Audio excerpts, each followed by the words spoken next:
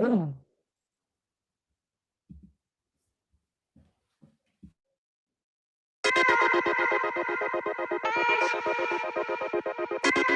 nowhere now. 9 seconds to go. Claire Louise is holding strong at the front. He could be another winner from the last Ducks. 42. I don't know who's going to take. I think it's going to be 42. 'Cause I wanna love you.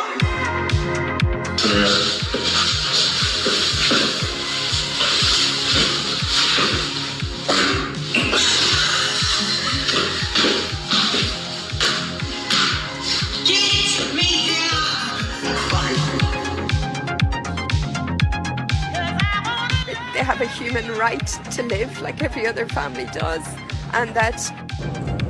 Would you listen to that crying woke fucking cunt?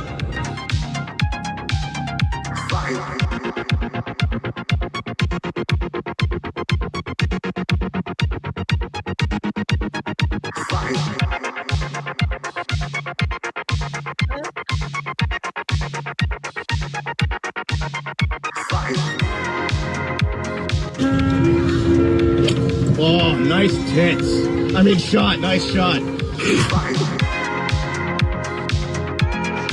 £3.25 versus £1.42. Yeah, 42.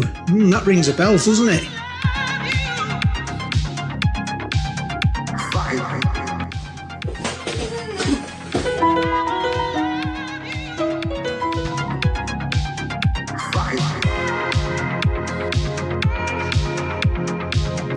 Hello, Jehovah's Witnesses, do you have a minute? I'll be honest, mate, I'm just having a wank at the minute. Good lad, bye-bye.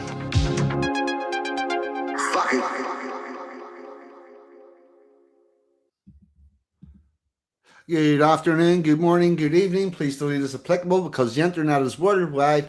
Time zones are still a thing, and by fuck, he actually beat StreamYard and got us from the intro to be on the stage all together in one. It's amazing. It bodes well for a good show.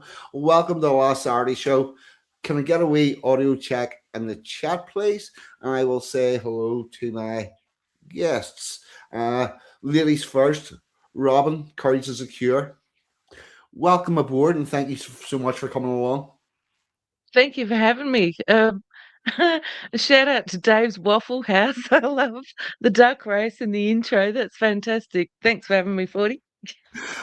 Yeah, Sansom did this intro. Sansom does all my intros, but I actually won the intro in the duck race because Sansom donated a prize to the duck race of producing a piece of music, and that's the one where I actually won. That says 42's one, and that's what I won. I won this intro. It's fucking amazing, and that's a brilliant segue. Mr. Sansom Communion, what about you, chum? Hello, mate. Hello, everybody. Hope everybody's well. Yeah, it's lovely. It's everybody. I hear everybody twisting. They're going, "Oh, it's too warm. Oh, it's too warm." It's never too warm. It's lovely. It's great. Enjoy it while you can, because we get about 3 weeks of it. Enjoy it while you can. I have got a smidge of housekeeping, which I'll just rattle through very quickly.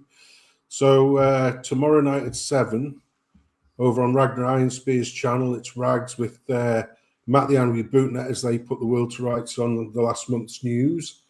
And then me, I'm doing a stream tomorrow night, 8:30 after Rags and Matt. We're going to do a Stranger Things stream with me, Toffee, and William. So hopefully you'll be able to dodge in and have a little look at that one. And then obviously, as mentioned previously, Dave's Waffle House, Monday to Friday, 8:30 till whatever time he feels like. It's as mad as a box of frogs, but it's all great fun. And I haven't actually been in the chat for ages because I've been splitting time zones. So that's from me, mate, and then I'll hand over for your bits and bobs. Right. By the way, I'll put all the comments up on the screen because whenever I've got guests on, I don't go along and say hello to everybody individually. But the wonderful, the amazing, the super sexy Emma G is in the chat. Even love. I hope everything all goes well for you, and thank you so much for dropping in. So yeah, we'll do that. Yes. Other shout outs. One would be the lady sitting here tonight. Courage is a cure. I think you all know her, but if you don't, you will know her by the end of the night, and that's all very good. Feel free to click a little button, follow the link through, or actually I'll get it in the chat at some stage, and go along and subscribe if you're not already subscribed. The other one would be this guy, RPW Media. Rich does a similar show to what Courage does, about politics and what's going on in the world. Although Robyn's from Australia, Rich is from America, so you're getting 3 continents worth of information there. It's all good. Rich, very switched on guy, sharp as a tack, and he has a website with all the information on it. And the other one would be the one, the only, the Dave Waffle House. By the way, Dave, for the record, I've been lurking all week because, see, once I start talking to people in your chat, I can't fucking stop and I get nothing done. So the reason why I haven't been in your chat this week is I've been lurking because I've been trying to get fucking on top of everything. So, but yeah, I will say the video that you showed the other night of the guy walking in the water, actually should have got this clipped. The African minister that was walking in the sea to split it like Moses in the Red Sea, got washed back to shore. As good as that story was, not quite as good as the African minister who decided that he would improve the morale and faith of his church by walking on water. And he fasted for a week and he fucked about down around the local river. And it seems that what he was doing was going to the river and piling up stones so he could walk on them. But however, the local crocodiles had figured out that he was going there regularly. And he did on Sunday, brought his congregation down, walked onto the water, and 3 crocodiles at the fucker. You know, so it's swings and roundabouts with testing your faith in the water, you know, getting washed back to shore. Pales in the comparison there. Yeah, so yeah, get involved with Dave Waffle House. It's maddest box of frogs. It's really good crack. It's a good community. And yeah, get yourself along there. And with that, that's why the fuck's it? Yeah, there's a sign appearing in my chat that's just sticking at the bottom one saying new comments, and you press it down and there's no new comments to find, and it's fucking doing my head in. StreamYard is like a bipolar woman. It just changes at a whim for no fucking reason. StreamYard, everyone's new bipolar girlfriend. It's what worked yesterday will not work today. The method you used to do it will have totally changed. The approved method from yesterday is not the approved method from today. Why would I say it's like your bipolar girlfriend?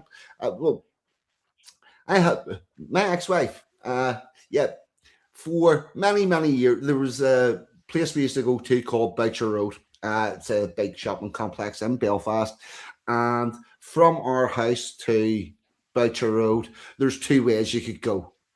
One's going along Road A and one's going along Road B. And for very many years, like about 8 years, going along Road A was the correct way to go. You go up this way, that's the best way to get there. It avoids the traffic and everything.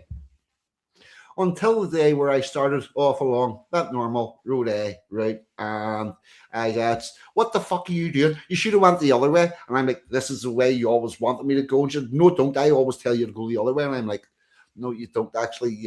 You're very particular about this. You say that this is the way we have to go. But now it's suddenly changed. Yeah, it's like that's what StreamYard does. It's like you click these buttons, everything will work, and then you click those buttons, and no, fuck all works. It's doing my head in. But anyway, right. Right. Enough of a rant. Enough of a rant. Mr. Pakka, I haven't even said hello to you yet. What about you, chum? Hello, how are you? Oh no, sorry, I'm not. You're getting flashback. Yeah. And you were off work during this exceedingly warm weather? Yes, I've been spending a wonderful week sat in my north-facing living room with the curtain shut. 2 points ahead. Hey, Robyn's having a giggle here. Tell me this: what's a warm day like for you in Australia? she's not going to know for Oh, 6 Or months. temperature-wise, what a temperature? a warm day. Well, Yeah, actually, I'm sitting here. It's funny you ask about the weather. It's usually one of those questions which, I got really sick and tired of all of the small talk during COVID, so I don't even pay attention to the weatherman anymore. It's so irrelevant. But over this weekend, the weatherman has been telling everyone in Western Australia that we're all going to get blown away and that it's a once in a 5-year storm. So, everyone's bracing themselves. And I'm like, yeah, okay. They've been putting kindergarten maps in front of us for the past 3 years, with red colour and the yellow colour of us all boiling in our own sweat. And today we're supposed to be all being blown away. Well, brace yourself, everybody. I bet you it's just more fear porn. But a nice warm day. Linda's got it there. 32 is perfect picnic weather in ye olde Perth. And once that's you a get up to fucking about swelter. That is an what's that? absolute that is an absolute fucking swelter. Please ring me out, and I can't function with this temperature. Well, see once it goes above 25, we're looking for the shade. No, I'm still in a cardigan at 25. No, still in a cardigan. I work in a Once nursing it's home. once 25 it's is past average. 37. Sorry, Packer. No, sorry, I'm interrupting. I work in a nursing home. 25 is average. You don't get out of bed for less than 25. Yeah, inside the building. Yeah, but this is outside the building. It's a You nursing go home. You outside. don't go outside the building. It's cold outside the building. Yeah, you go outside. It drops to 16 if you're lucky. Yeah, so 37. Once it gets above 37, then it's hot, and you're thinking about the air conditioner. That's for sure. Yeah, at 37, you'll find me suffering from heat stroke. Yeah, I'm going, what the fuck is going wrong with my life? I need to be inside some water.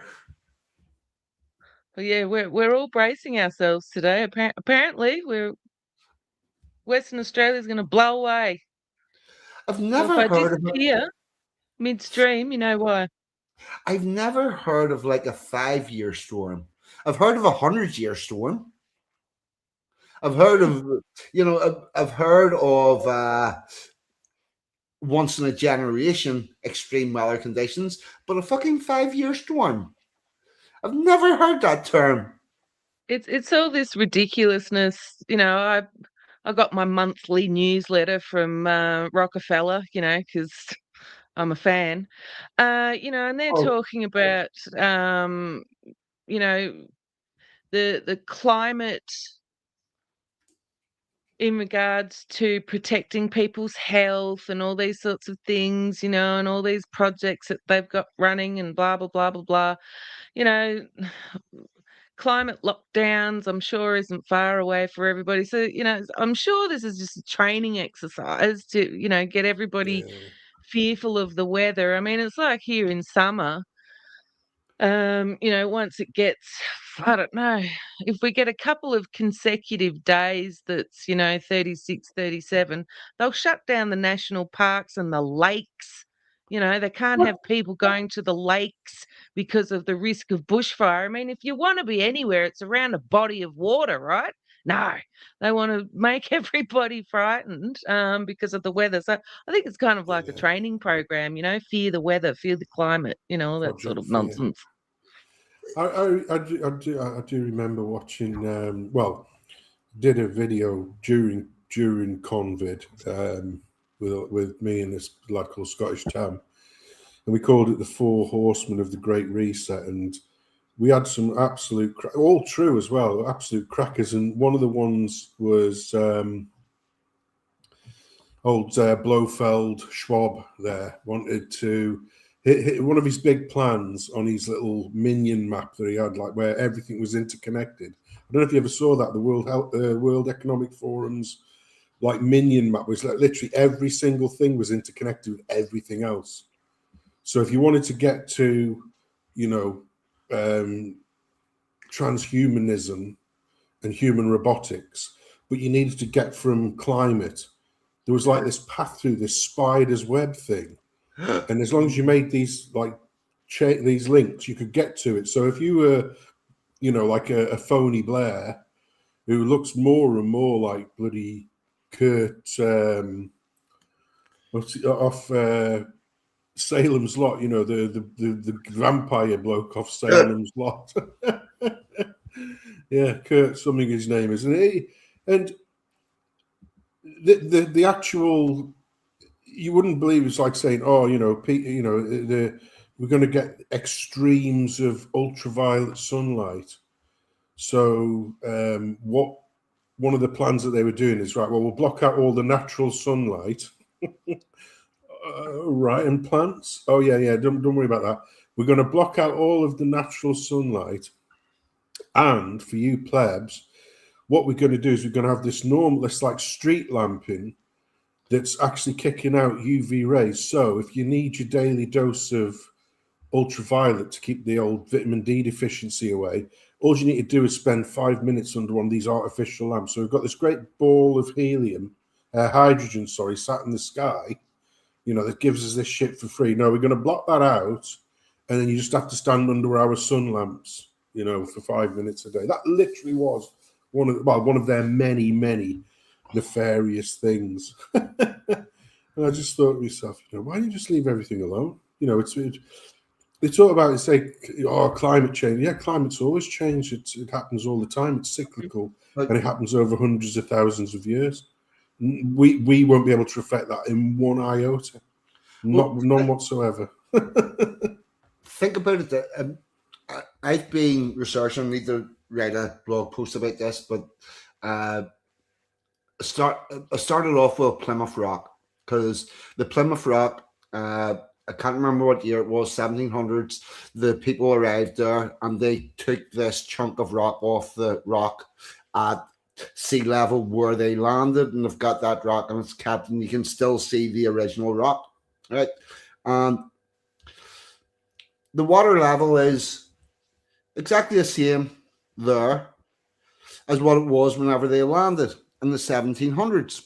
And you got to realize that all the oceans are basically like one big bath, and the rivers flow into the oceans. And if it's going to rise in one point, it's going to rise everywhere. If it's going to drop in one point, it's going to drop everywhere. So if you've got somewhere like Plymouth Rock, Statue of Liberty, all these fucking multi-billion pound beachfront fucking residents that are at sea level, and they've been there for a long number of time, then you know that the sea level obviously hasn't changed. In the meantime, in the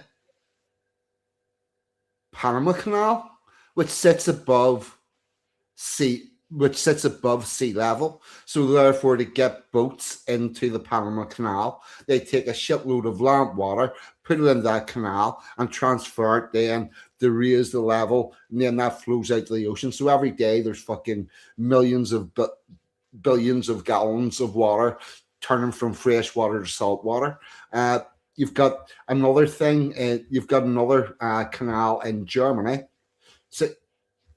Rich is in there, 1620, right? In Germany, you've got a canal that's above seawater, and what it was designed to do was to move fresh water from one place to another. So they're moving all this water from one place to another.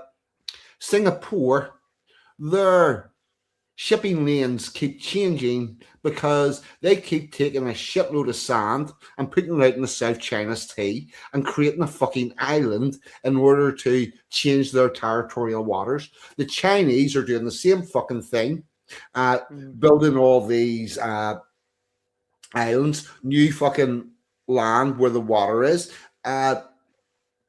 And of course, the Dutch have been fucking reclaiming most of their countries reclaimed. But yet, with all these places have still got the same fucking water level, right? And it shows you exact. Oh, and also all the water that would now take out of the system every day for fucking data centers, for our computing needs, for cooling and all that doesn't go back into the system. Not all the water that's drunk and then comes out in the form of urine, that doesn't all transfer right back in. So it's not a sealed system. There's stuff being used, but yet withal, it's keeping all at the same fucking level. That's quite fucking amazing. And you couldn't design that if you were doing it. And I swear to God, people that think that we can change the water level and change the climate have got a serious fucking God complex. Because who do you actually think that you are? Look at the system that you're meddling about with and thinking that you're actually changing something. It's like some it's like somebody that's trying to push a flatbed truck by putting their hands on the body of the truck while they're standing in the flatbed and pushing it, and there's other things making it move along, like it could be on a fucking hill and it's rolling downhill and they think that they're actually pushing it. It's total madness. It's a pretty remarkable system when you think about it. I mean, you know, where I live, we're not on mains water. We have to collect our own water supply. And, you know, we can see and I've been on this property for nearly half a century. You know, when you collect your own water and you have really long summers, you can see in that instance that you know our consumption has an impact on water levels. But you know, I think in primary school, didn't we all learn about how wonderful the you know, the water cycle is, and the, you know, and all. Yep. Let's not get on about carbon cycle, you know. And I don't know. Maybe they're playing on, you know, these awful, disgusting creatures who don't show their faces and want to tell us a load of bullshit. Maybe they're relying on the fact that you know, we think as a species that we're so significant that we actually can change the climate and change the water level. You know, because there's always that you know, ego about the human species that thinks we're such influences, you know, galactically. I don't know. Yeah, you can make a really small, very local difference, and that could be either positive or negative. Like you could take all the dead stuff out of a river and it will improve, or you can throw a load of crap in the river and it will deteriorate and you'll damage that little bit of river, but you're not killing the whole fucking system. Yeah. You know, what you actually want to do these days, as they're finding out, is go and get the beavers that you got rid of and put some of them back in the river. Yeah. And they will sort it all out way upstream, and then you'll be fine. Yes, this is true. Although, having said that, there's a lot of those studies where they've put beavers in, or the bigger one is where they bring in wolves, and they say that has fixed the whole place, and you'll find that it hasn't really. Have you ever hit a wolf at 60 miles an hour? What? I said, have you ever hit a wolf at 60 miles an hour? No. They don't solve every problem. Yeah, you know, it's there is the problem is that where we do these things, where we bring nature back in and actually have the people who do that have then got to maintain the illusion that they have fixed more than what they've got to maintain the illusion that they have had all of the positive effects that they put into their grant money, and they need to protect that so they can go and do it again, and things get fudged. And Oh, fuck. Yeah. I just watched a movie with my small humans. It was about it was a animation just in the cinema here in Australia in the school holidays. That was about beavers, believe it or not. Well, there's. Oh, fuck. We end up back at Dave's Waffle House with a stock taking on beavers. Yeah, he'll be clipping that, won't he? I tell you, I saw a couple of films recently when I was away because it was on the Enemy's channel. Well, no, one of them. Well, yeah, no, I think they were both on the Enemy's channel. So I think one was on Prime and one was on Netflix. Yeah, but I have to say, they were really, really, really genuinely lovely films. They were absolutely fantastic. Any age, anybody could watch them. And the first film, which was amazingly enough was a cartoon. It was a cartoon called The Wild Robot, and it was just a lovely film. It was a little bit preachy in places, but that was an animation film, and that was lovely. But another film that I saw, which I think that was a Netflix Originals, I think they called it. And I thought, oh, this is going to be turgid, isn't it? Oh yeah, I'm looking for, and it was a great film. A film called Remarkably Bright Creatures with Sally Fielding. What a lovely, lovely film. And I hope it gets little nods for Oscars and that, because it was such a lovely film. It's a long time since I've watched like a film that hasn't been like, you know, John Wick style action, or going back to my old catalogue of action flicks and horrors and crap like that and sci-fi. And this was just completely and utterly out of the blue. And it just ended up being one of the nicest films I've ever seen in my life. And I highly recommend it to anybody. It was a lovely film, and Sally Field played a beautiful part in it. It was an excellent film. Highly recommend it. And it's all sort of PG, so, you know, really, really, really nice film. Just as hello to Sissy there in the comments. You just put a comment up before. Another wonderful Australian. Excellent. Thank you so much for coming along. I hope you enjoy.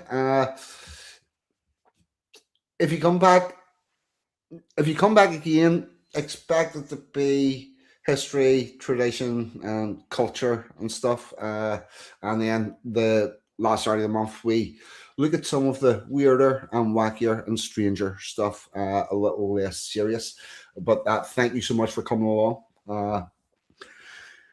Yes. Now, with that, I will actually start a bit of story, because the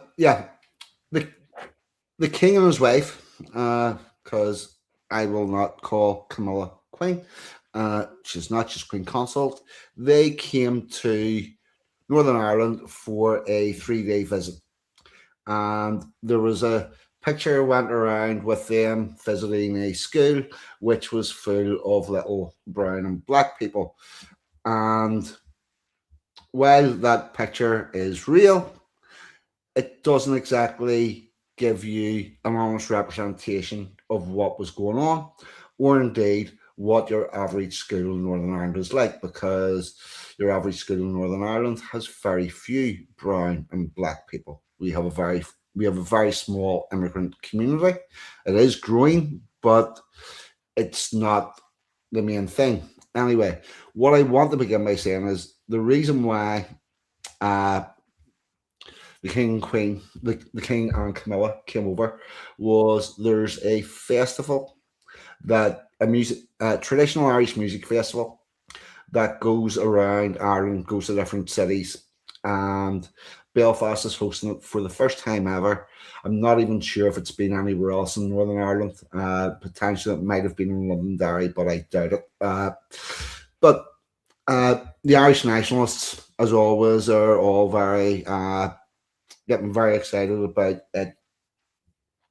This festival happening in Northern Ireland and bringing their culture.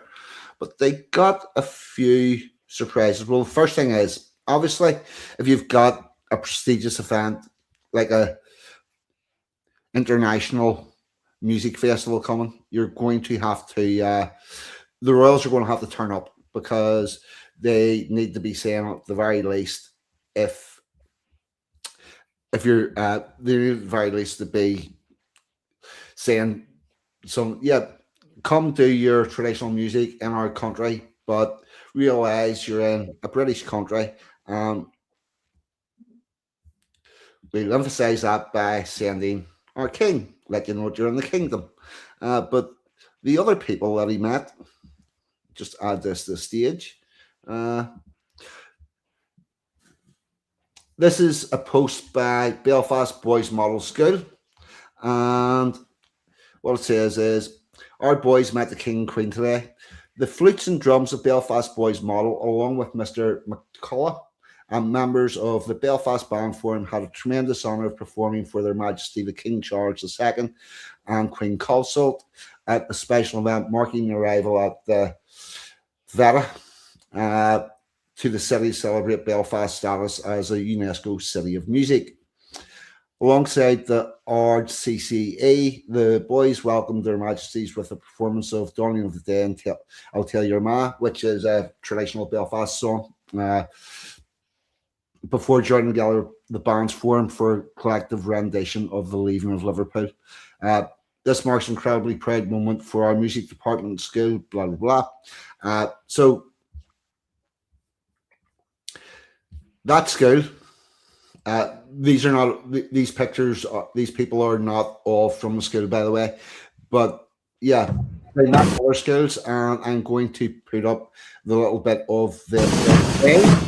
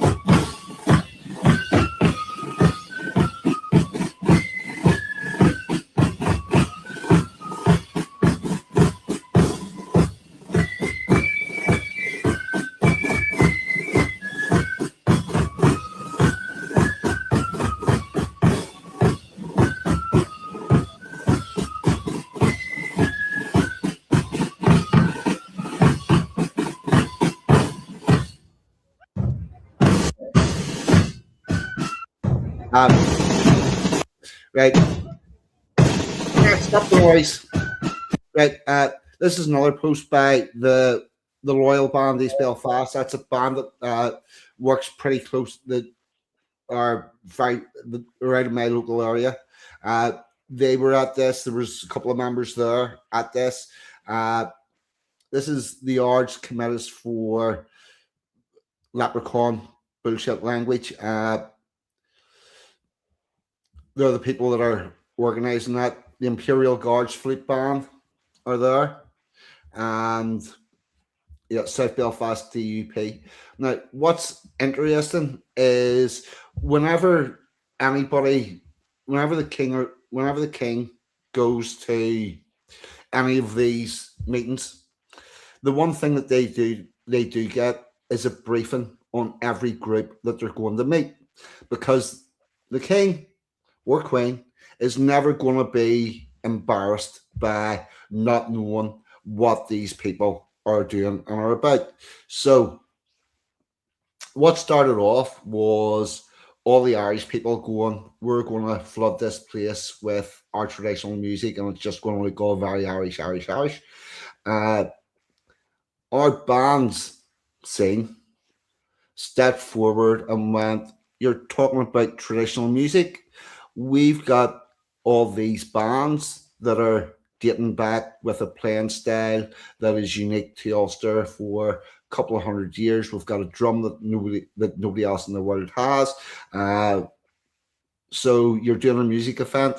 Is it inclusive? And they says, yes, it's inclusive. Says, is everyone welcome? They says, yes, it is welcome. And says, well, we'll roll out that fucking red carpet because we're going to turn up and march on it. And stepped across they've actually punched a hole through the cultural Siegfried line, because not only are they attending the event, because they were meeting the King and Queen, the King and Camilla,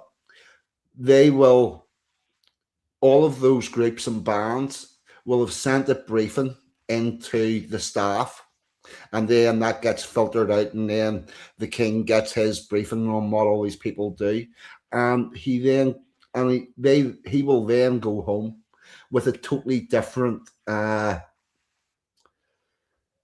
aspect of the band and parading scene that occurs in Northern Ireland. For example, he'll know that the Pride of the Shore, who started off as a very blood and thunder band.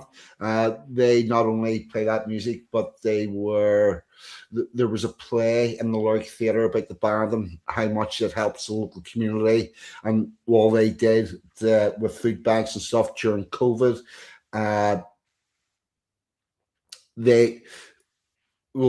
The Imperial Guards, who this year led the Belfast St. Patrick's Day Parade, again, something that I would never have envisaged whenever I was a child, because we never went that parade. It was just an Irish thing. And what they have done, it's a very, very brave move, and they're doing fucking excellent with it. They have went, it's inclusive, good, include us, we're coming along. And it means that we can't be lied about while we're there. And that's a really big step forward. It's the biggest change that I've seen in my 60 years of living in Belfast and dealing with the madness that is our cultural situation. So, yes, they did get taken to a school that was handpicked by these Irish people with their political agenda that had a disproportionate amount of black and brown people, but that is not the only story that the Royals went home with. And also, by the end of this festival, all of the musical people from the Irish traditional place will be saying, actually, those bands are very different to what we've been told, and we've seen them, we've met them, we've heard their music. Why the fuck just keep on complaining about them? Because they're actually very good. Because currently anything of a Ulster British tradition is demonized because the Irish hate British people. And this is a very large step in a new direction and actually fighting the cultural war with culture in the field. I think it's very... I think it's a very good step forward. Interesting. Well, I thought you said, oh yeah, no, I didn't. Yeah, my accent is not the easiest to get a hold on. Yeah, it wasn't 60 years, it's 60 years. Yeah, I am approaching 60 years old, which is quite scary. There's a lot of things that bring fear, hearing the command fix bayonets, or seeing that the sun's actually still shining after 2 days, shock inducing. But the scariest thing ever is being the same age as old people. That scares the fuck right out of me. Like, how did this happen? I'm the same age as old people. Oh fuck. But there you go. I found out today I'm as far from the year I was born as the year I was born was from 1915. Oh. Yeah. Yeah. You're welcome. Oh. Do you know that Jehovah's Witnesses believe that anybody born after 1915 is never going to die? Yeah, if you were born 1915 or after, you're not going to need to go through the death process because the rapture will have happened and you'll be sent straight up to heaven. Obviously, Right. okay, and they genuinely believe this. And then a while ago, they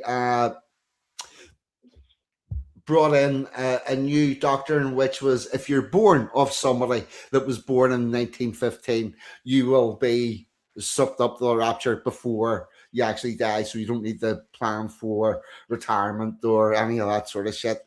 Yeah, they actually genuinely believe this. It's quite scary. I stumbled upon an ex-Jehovah's Witness person, and he's taken everything out of their booklets and pamphlets and explained to you what they believe, and it's very fucked up. See the bit in the intro, which I had no idea was going on in the intro with the guy. Yep, they actually have to log that.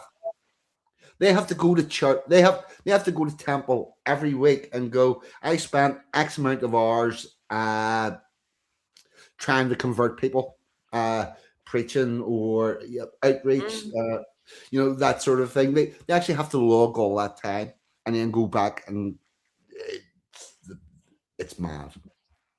Oh, look, when I was living in Japan, I had multiple knocks at my door with Jehovah's Witnesses trying to, spread the good word in Japan. Mm. Crazy. Oh, the quantity of Jehovah's Witnesses, the vast majority of them are in Africa. Is that right? Yeah. It turns out that you can't keep doing this in developed countries. People figure it out. The average person in the Western world knows that people that were born in 1915 will indeed fucking die. And that was taking a blood transfusion. Have I had? I don't think I haven't had a transfusion, but not because I opted out of it, because I haven't actually needed one. Yeah. And hopefully will not. Hopefully, the best reason. Yeah. Hopefully I get to keep all of my blood. Yeah, that would be good. It's transfusion on where they cut your cock off. Is that? No, that's transition. I knew that was the one. I thought it was funny what they were doing. I thought I was here to get some blood. What you doing that fucking great knife? That actually reminds me of something. See the bans on conversion therapy? There's something really fucking wrong here, because if you talk a boy out of changing into a girl, that's conversion therapy. But however, talking a boy into becoming a girl is somehow not conversion therapy. And in only one of those situations has someone converted. Mm-hmm. Like, how does that actually, how does one of them is just coercion. Yeah. Yeah. But, like, seriously, see, whenever they're saying we want to ban conversion therapy, do they not realize that their fucking whole practice is in converting people? Mm-hmm. That's right. That's the aim. And the other thing is, if you want to know why the trans lobby are so hell-bent on recruiting new people, it comes down to funding. Yeah. But it turns out that any medical procedure you're going to do gets funded on the basis of how many people you're doing it for. And if they can't keep people in the clinics, those clinics will close. They will not stay open if they're empty. Mm-hmm. So everyone that works in it knows that they cannot afford to turn anyone away because they don't have enough customers. And this is how you end up with trans mass shooters, because while I know that there are a number of people who have been trans that have been involved in shooting a bunch of people, I do not think it was anything to do with their transition. I think these people were fucking nuts and likely to shoot a bunch of people before they had any transition. And along the way, they thought, fuck, you know what? I'll just get my cock cut off or my tits cut off as part of this process. And because the people in the clinics are accepting absolutely everyone because they cannot afford to turn anyone away, they go, yeah, we know you're nuts and full of shit, but we're going to do this procedure anyway because we have to. And then those people go on to shoot a bunch of people, and the people at the translator say, yeah, it was definitely nothing we did. Actually, you may not have caused it. You may not have caused it, but you could have flagged the person up as being fucking nuts in the first place. I'm sitting here thinking it was nothing we cut off. Yeah. Nothing we do. Nothing we chopped off. We've got Linda's just commented that it's an embarrassment here with the trans nonsense at the moment. I don't know if anyone watching outside of Australia is aware of the goings on at the moment with a case that's just gone through court. It's called Tickle versus Giggle. It's serious, right? What? And have you heard about this? Is that the one that's access to female spaces, that case?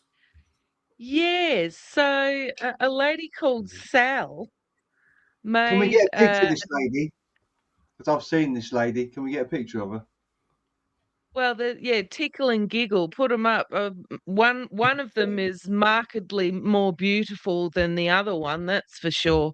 I'm trying to be kind. So yeah, Sal made an app, a women's only app, and this other lady wanted to join. Well, you know, at one point in time, it became obvious that this person was a trans woman, so born biological man, and so she was chucked off the... At what point do you think it became obvious? Oh, I'm not sure. Yeah, not really sure there. It's a good question, though. Yeah, I'm going to say it's about here. What the fuck? Yeah. Yep. So this has just gone through court, and yeah, poor Sal's lost her case, which means, you know, essentially that any female-only space, and that's not just an online space; it's a physical space as well. You know, there is nowhere left where women can have their sacred space, you know, whether you're trying to use the toilet or any other place, you know, and it's the Sex Discrimination Act. And just like you were saying, 40, about conversion therapy, that why don't people understand that, you know, in one circumstance you actually are converting somebody in this circumstance. It's the same thing here with the Sex Discrimination Act. They changed it to include everybody, but by doing that, they're discriminating against women. You know, so it is embarrassing, and more importantly, you know, it's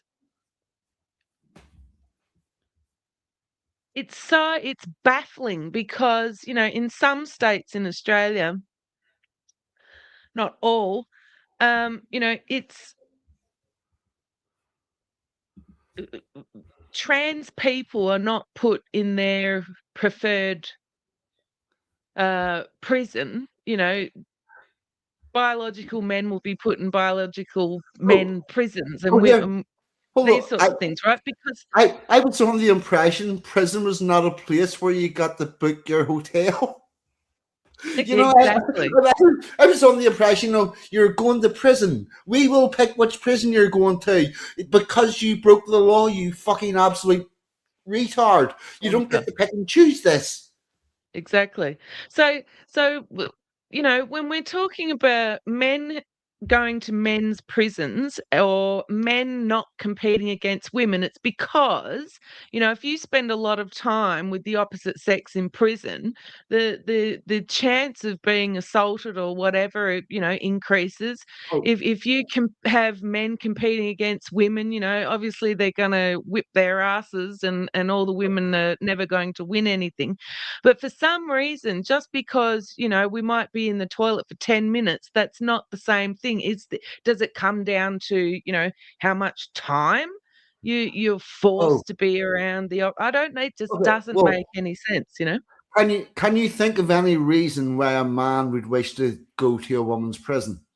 Because they're a pervert and Oh, they're no, a no, no, no, no. Right, we'll take sex totally off the agenda. Can you think of any reason why a man would want to go to a women's prison? Because if I had that choice, I would be doing that. And I've got several very good reasons why. You don't want to go to a man's prison for a start. Well, here's one of the problems. In the men's prison, the men wear prison uniform. In the women's prison, the women do not wear prison uniform because it would be bad for their self-esteem, so they have no prisons, so they have no uniform. The second thing is, if you go to a man's prison, you will spend all of your time in the prison. I know that might sound like how it's supposed to be, but if you go to a woman's prison, you will not spend all of your time in the prison. You will have weekend releases for many things, particularly during the last 2 years of your term. You will be released every weekend for beginning to reintroduce you back into the world and to keep contact with your family. In a man's prison, you will not get that event. You will not get these.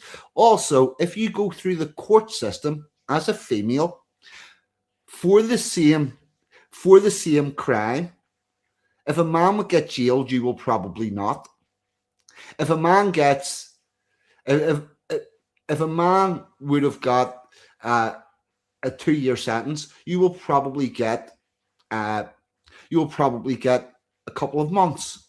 The prison system and how it works and the sentencing are so disproportionate, where it's much harsher for a man, that any man would be incentivized to do that process as a woman. In fact, I will give you a really good example. Bruce Jenner murdered someone in his car. Really? Yeah. Bruce Jenner murdered someone in his car. He had a car crash. It was really bad. He rear-ended somebody because he was totally not paying attention. It was a really bad crash. It was totally at fault. He was banged to rights. But Bruce Jenner did not go to court. Caitlyn Jenner went to court. And Caitlyn Jenner got let off.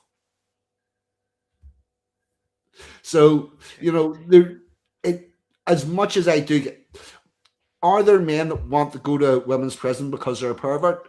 Yeah, of course there fucking are. But it's not the only reason. Look it up online, because Caitlyn Jenner gets very upset when you mention it as well, when you bring that up. Yeah, the Bruce Jenner murdered somebody. Yeah. Well, yeah, that is true, you know, and yeah, you know, when he flipped over, you know, went easier on him, but not great advocacy for women driving, though, is it really?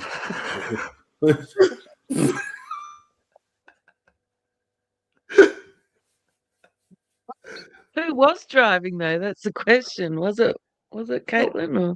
No, it was Bruce. Bruce. Are you telling me he walked in there and played I'm a Woman driver card? Yeah. I'm blank to rights here. What can I do? Well, Bruce, you've got three pieces of equipment you might not need anymore. How attached to that shit are you? I don't think he's had bottom surgery. No, I doubt if he has, you know. I honestly don't think he's had bottom surgery. I don't know. No. Most of them don't know, do they? That's the thing. If you know better than us, 42, I'll take your word for it. Well, I don't know for a fact. I don't think he's had it. And the reason why I don't think How it could is, you get that up? yeah, well, a few years after the transition, there was a big thing about the fact that he hadn't had bottom surgery and he was considering it. And I believe had he went through with that, it would have been splashed all across the news. You know, so that's what has me thinking. And to be totally honest with you, I'm not invested enough to go looking it up.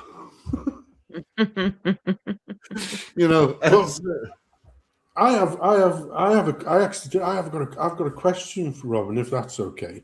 Go for it. You know, because what we're talking about now, you know, it's frowned upon by the regime. Now, I've noticed there's been a lot of interest even over here about all of the new sort of hate speech law. They're essentially just stifling free speech.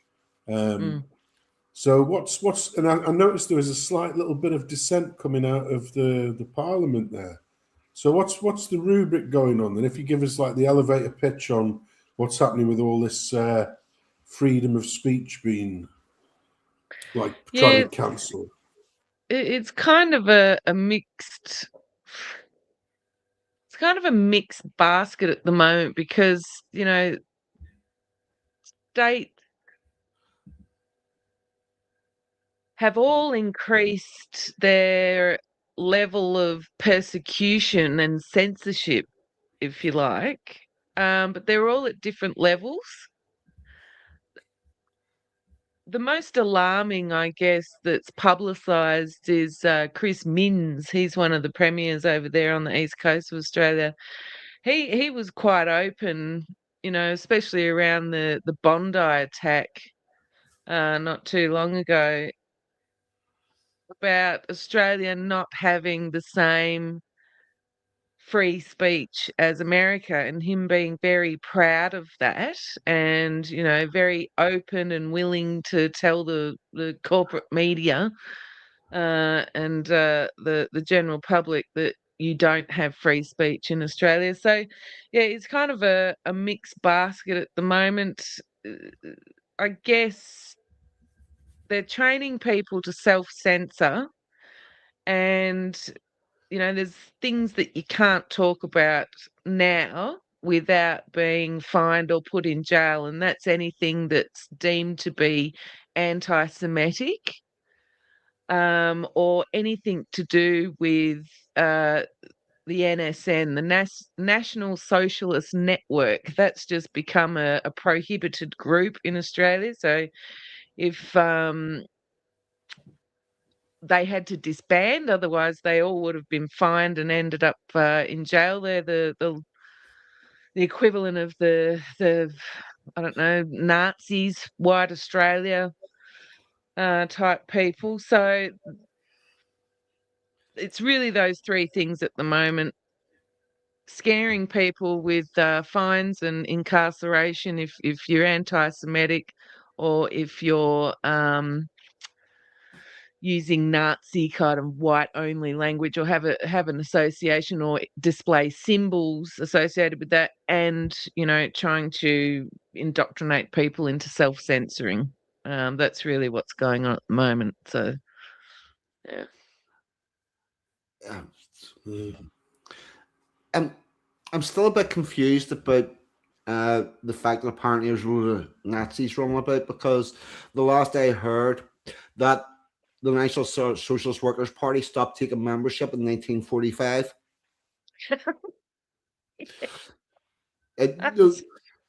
The other one that I really can't fucking understand. Somebody please help me.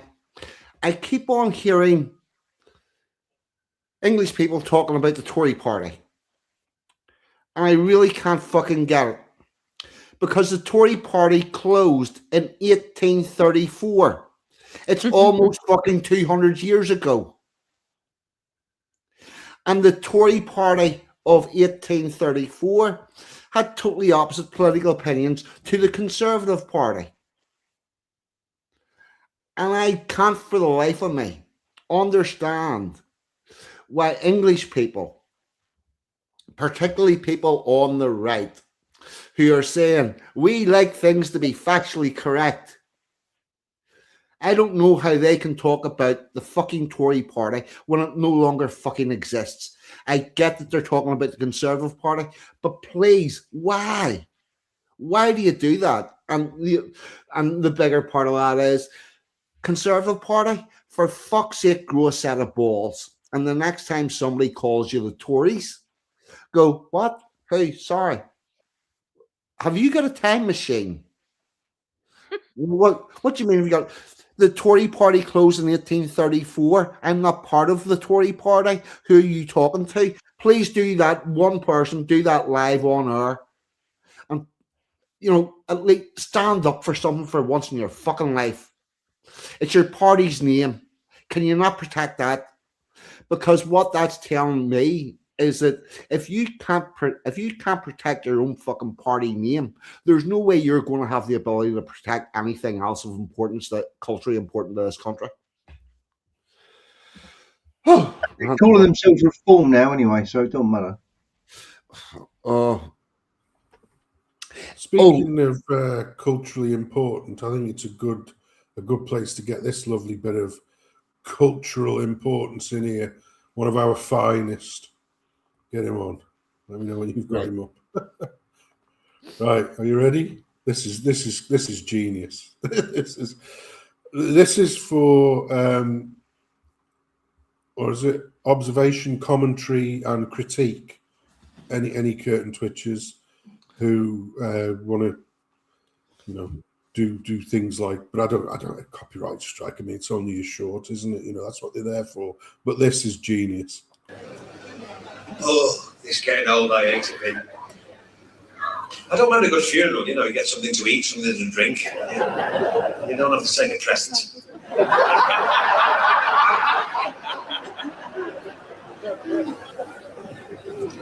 I went to one 3 weeks ago. We went back to the house for the wake, and I just happened to say to the widow, have you got the Wi-Fi code? She said, don't you think that's a bit inappropriate at a time like this, you horrible bald bastard? I said, is that all in lowercase?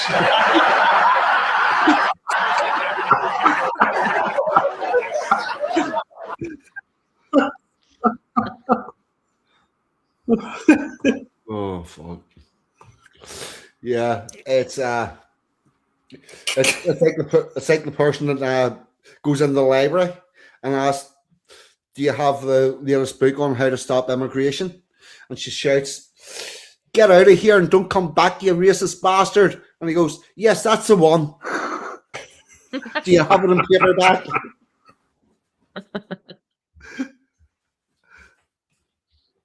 Oh, right. We're at an hour. We're going to have a musical interlude.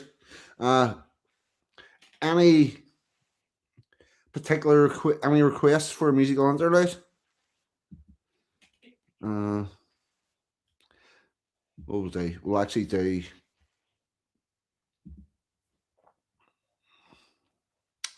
Haven't done this in a while. We'll do the Ballad of Ballard. Yeah. This is the ballad from Miss Ballard. Gets darker. The deeper you go down.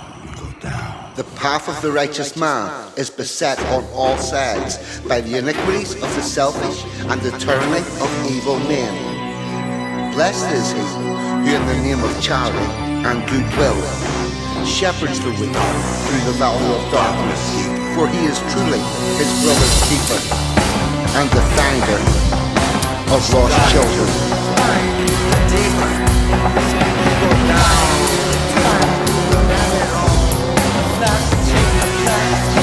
And the finder of lost children. You will need a light to guide you, and an angel to walk beside you. A day you go down. You want to know the truth, don't you? I find the evil and the greedy under every turned rock, where I spit out the truth, the establishment mock. From all sides, I watch the opposition grow, trying to terminate the information flow. But the good book reminds me that I am blessed, protected and guided during every quest. In the valley of darkness, my way is clear. I carry a big stick and I show no fear. So prepare yourself for eternal damnation. In your nest of vipers I found my vocation. Are we so deaf that we cannot hear the screams of the children? Are we so blind that we cannot see? We are living in the depths of depravity. Are we so inept we let monsters roam, fueled on power and adrenaline? Are we so weak we cannot fight back, beholden to our masters?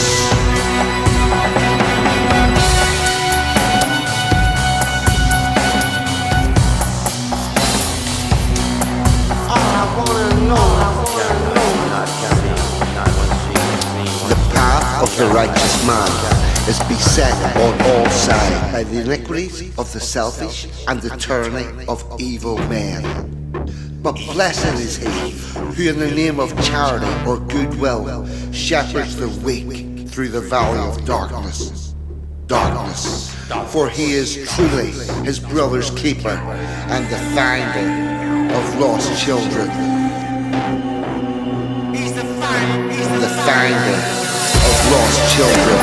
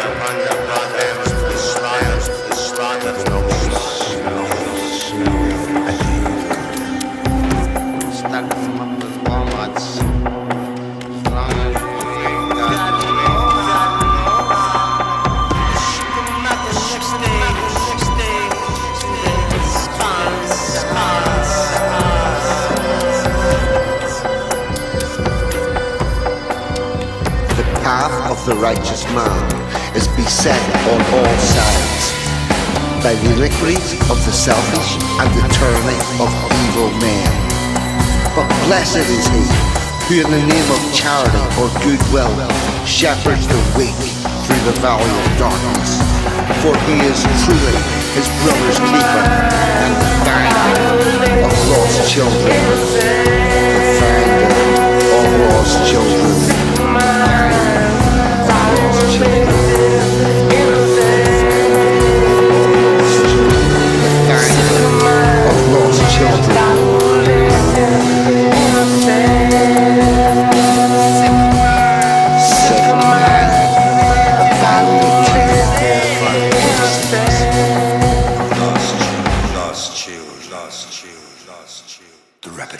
The rabbit hole. I dare you to go down. Well, it was big shout out. Most of that filming was MG. The night that we filmed that and that all the went fucking miles to that abandoned house, it was absolutely fucking freezing. And she did a really good job of filming it, and then it was just so bloody cold. The other thing about that is whenever it came to do the video, because what happened was Justice sent me what he put, and I was to run the other half of the narrative, and I was like, yeah, fuck, I'm going to use that Pulp Fiction quote, which is actually from the Bible. And so we've done that, the path of righteous man, blah, blah, blah. And whenever I was coming to do the video, I was going to put my finger on the Bible and trace the words as it was saying it. Except the small problem, it's not in the fucking Bible. They made that the fuck up. Yeah. Yeah, it's like what whenever you go to Ezekiel, whatever it is, you will not find anything remotely similar to that. You'll a little bit about God punishing people, but it's nothing remotely resembling that. And on further research, I found out that apparently the same line had been used in a film, and it seems that your guy that did Pulp Fiction fucking stole it from the other film. So there you go. There's that. Wasn't there a Quentin stole it or Samuel stole it? Quentin. Well, Oh, Quentin right. wrote it. Okay. Quentin stole it, and then he had whenever you're right. So I believe you. Yeah, the actors get very, very little choice in their lines. They may, if they're a big enough actor, they may be able to change something very slightly, but it's handed to them and they say whatever it is. But it seems Tarantino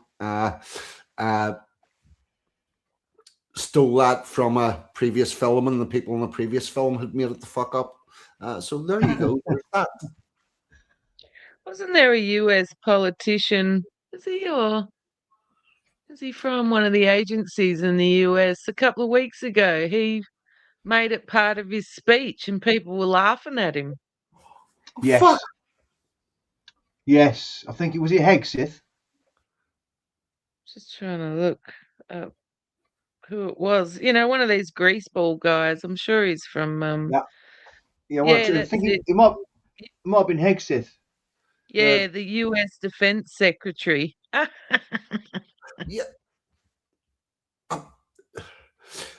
What's really scary about that isn't that he used it in a speech. It means he obviously doesn't. He's the Secretary for Defense, and he does not check his sources. That's fucking scary. Yeah, well, we straight up had flipping Keir Starmer telling us that thing about the white kid that went mental was a documentary. That was clearly about what's his name? Oh yeah, Iwakabana, whatever his name is, I can't remember. Adolescence. Yeah. Yeah, that they put into fucking schools. Yeah, he called it a documentary. Like, does our Prime Minister understand the difference between a documentary and a work of fiction? Unfortunately, not. Okay, so what I would like to know is, what did he make of The Office? Yeah, we live in a post-truth world.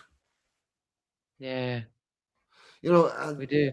I'll go back to the Tory party, which no longer exists, and they've got away with that for so many fucking years that it doesn't matter if we tell these people the truth, we'll just tell them any old bullshit.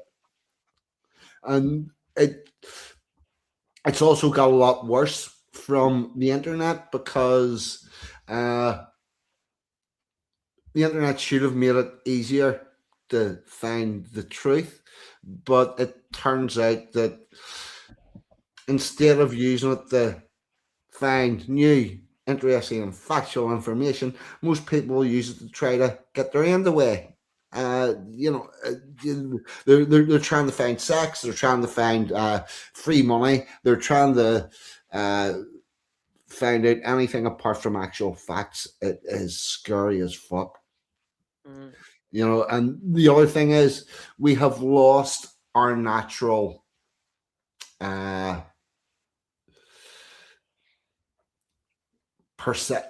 our natural ability to tell whenever somebody's bullshitting, because bullshit detector. Our bullshit detector. Look, I remember whenever I was probably 14, and I'm sure you've all heard the same story. Apparently, Richard Gere had to go to his doctor because he had a gerbil stuck in his arse. Yeah, I remember that one. Yeah. Well, see, here's the thing. I was hearing this story from a girl. It was Tanya. Was telling me this, and she was telling this group of people this story, and this girl, like 14, 15,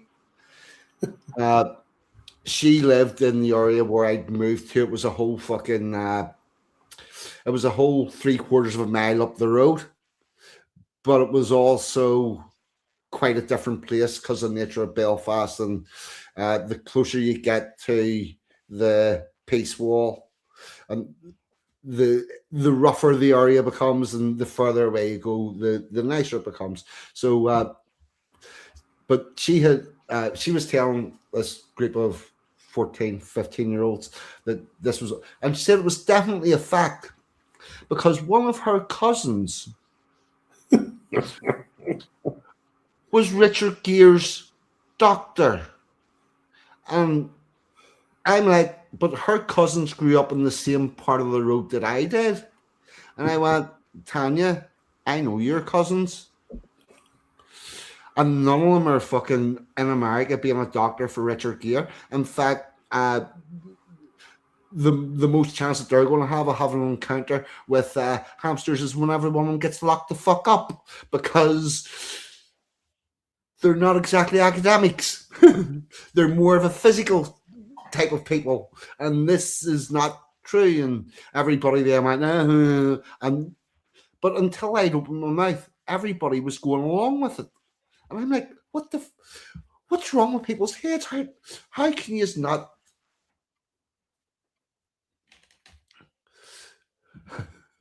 How big is a gerbil? He would claw. Kind of like back in the day when, there was the traveling freak show. We still enjoy the traveling freak show. It's just now on a device. It's called the Kardashians. Yeah. Yeah. Yeah. And that, and just walking about society today, and you'll see some weird. Oh fuck! I've seen a video the other week of some woman that thought she was a dog, and she was at the shop door, and she was barking and doing all this stuff and having a whale of a time until an actual dog come over and started to play doggy with her, and she found her feet very quickly whenever it bit her tit. He took a shine to it, didn't he? That other dog. Yeah, got to be said. Yeah. Oh, and by the way, yeah. Well, while we're on the subjects of dogs and whatnot, I've got a definitive answer as to why Muslims don't like dogs. Dogs are traditionally used in those areas to protect the goats. That's it.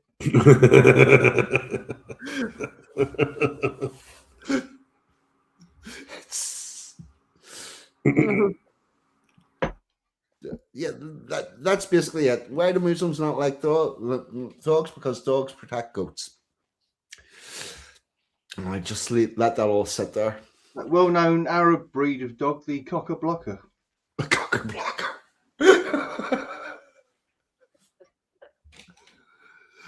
Oh, fuck. Right. Any other madness happening in Australia lately, Robyn? The usual politicians being a bunch of hello, Bill. How you going? We've just had our treasurer, Mr. Jim Chalmers, tell everybody about the new budget, reaming everybody up the arse and stealing their money, as they do. Yeah, it really reminds me of I'll make this very quick because this year I'm trying to ignore politicians because they just take up too much of my time previously, and they're just a bunch of weirdos. It reminds me of the kind of shift from feudalism, because back at that time it was just, take everybody's money and you're on your own kind of thing, and then you'd think things changed, wouldn't you? But no, it hasn't. But Australia just, wants to take everything from everybody and, screw you. until Australia's electoral system gets tested in court, you have no chance of fixing anything. Correct me if I'm wrong. My understanding is you use a single transferable vote, but you're obligated to give every person on that ballot a ranking. Is that correct? Well, there's two different ways, but yeah, essentially, yeah, that's what it Yeah. comes down to. Right. Yep. So whenever you go, because we all, for anybody that doesn't know, Northern Ireland for our assembly elections and our council elections, we have this thing called a single transferable vote or zombie votes, whereby you get all the candidates and you select this. This is option number 1. This is option number 2. This is option number 3, and you can fill. In our system, you can fill that right down to 8 if there's 8 candidates, 10 if there's 10 candidates, whatever, you can put that in ranking, but you don't have to. You can stop filling in, you can stop allocating numbers at any point you want. Then what happens is they count all the votes, the bottom people get turfed out, then their votes get redistributed onto the second choice. Then whenever those people go out, they go on to your third choice and whatnot. But in Australia, you're obligated to vote for every candidate, which means that as the candidate that you want to win gets elected, your vote gets fucking stolen and reused for someone that you don't want to elect. And somebody needs to take the Australian government to court, saying that they're being forced to vote for candidates they do not support, and they need this rule changed whereby you can put one selection or all selections in order if you wish, but you should not be compelled to vote for anyone you do not politically support. Well, we do have because this happened back during the COVID war. At the moment, there's a state election going on. Is there? Anyway, whatever. If anybody's familiar with Avi Yemeni from the Rebel News Australian outfit, he's started 2 political parties, and this is to demonstrate that, you know, because Australians are generally so politically unaware, and you know they'll just look at literally the name of a political party. Yep. Like during COVID, there was one called Sack Dan Andrews, you know, Dictator Dan. Well, you know, if you're not paying attention politically, you'd think that's fucking great, right? But no, it was a vote siphoning exercise. So Avi Yemeni has started 2 political parties purely to demonstrate that, you know, they're going to capture certain, you know, groups of votes because of the name of the political party, and demonstrate, you know, exactly the flaw that you've just pointed out there, Forty. Yeah. Those people will start off with that that vote, but it'll get transferred over. Exactly. That's right. You know, it's the fact that you have to, like, if that you was have to vote for everybody on the slip. That's nonsense. Yeah, if that was the case in Northern Ireland, I would be forced to vote for Sinn Féin. Right? Granted, I could put them as my very last candidate, but I'd be forced to vote for Sinn Féin, Social Democratic and Labour Party, SDLP, who are basically Sinn Féin with less terrorists, not totally free of terrorists, less terrorists. Sinn Féin have got quite a lot of terrorists. I would be forced to vote for People Before Profit, who are just communists and support every terrorist going. The Alliance Party, the Ulster Unionist Party at this point, who I would not give a vote to, and they're all very opposed to my political viewpoints, but I would be forced to give them an allocation, and that to me seems very wrong. You can't force people to vote for people they're not in political agreement with. I get that there is some utility in telling people they're legally obligated to vote, such as Australia does.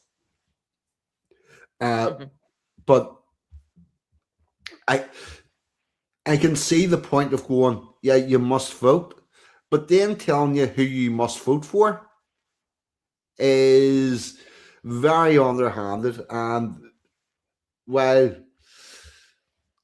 they will say that we didn't tell you who to vote for, actually you did. All you did was give me the choice of water. The other thing that they've brought in South Australia, I'm not sure if it's carried on to any other states yet, but a lot of really bad legislation actually begins in South Australia. I did a lot of research on that. I don't know, a year, 2 years ago, whatever it was. And Premier Peter Malinauskas.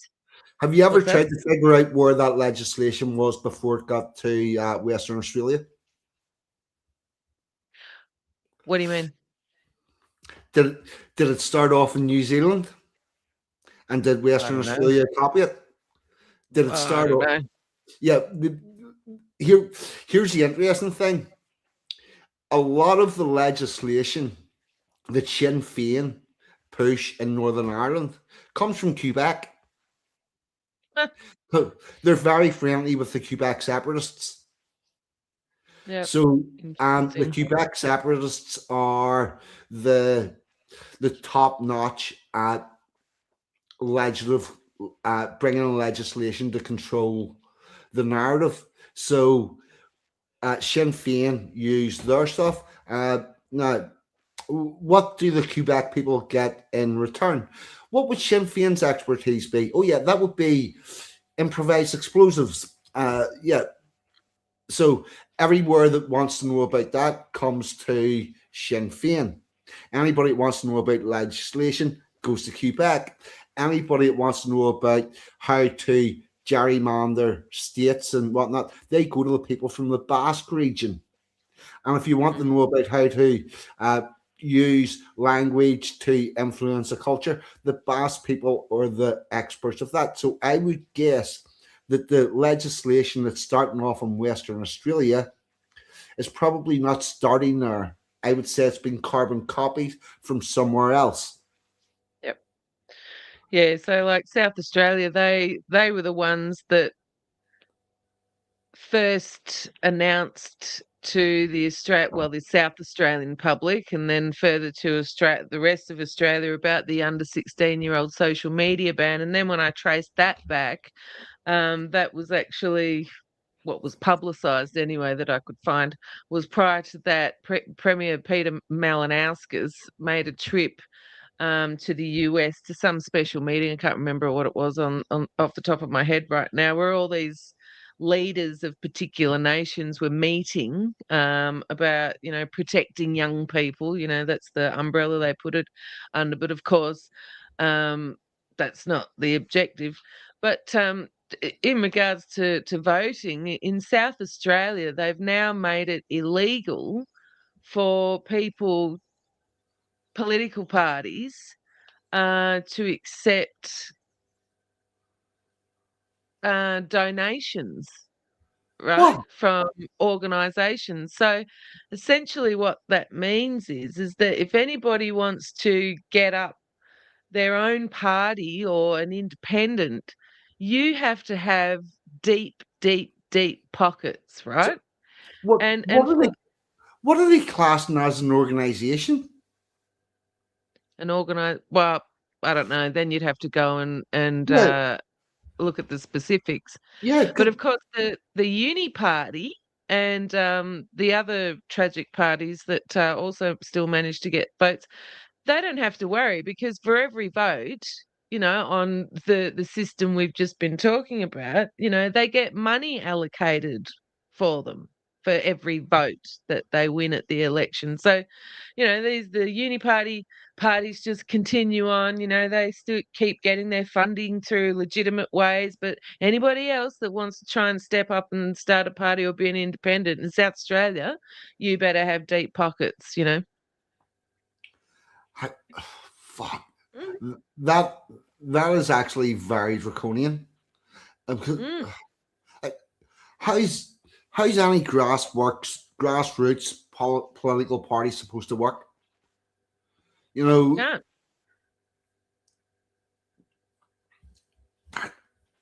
That's what I'm saying. Like, I feel like we're going backwards to feudalism, in so many ways in Australia. We just seem to be walking backwards or being taken backwards, excuse me, Well, see, here's the thing. This goes back to where we were prior to the English Civil War. Because the reason why we had the English Civil War is we had a king that had become tyrannical and was ignoring Parliament. And that caused the English Civil War.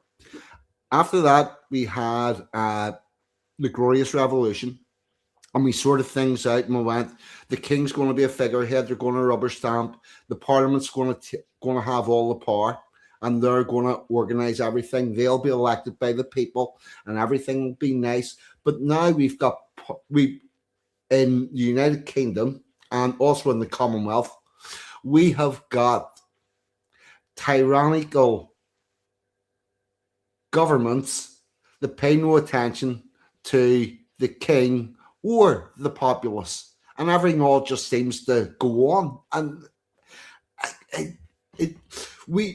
whenever you say it seems like we're going backwards, I believe you're 100% right that we're going backwards, but I don't think you've realized quite how far we're going back. We're going back to 1600s. Yeah. In the way that we're in the level of our influence on what the politicians do. That's where we're at. We're back, and as much as this is a fucking global problem, the solution is localism.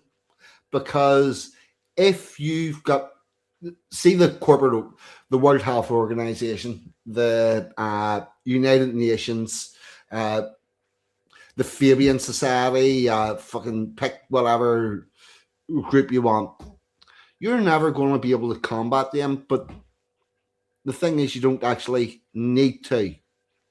Your local city councillor works for you.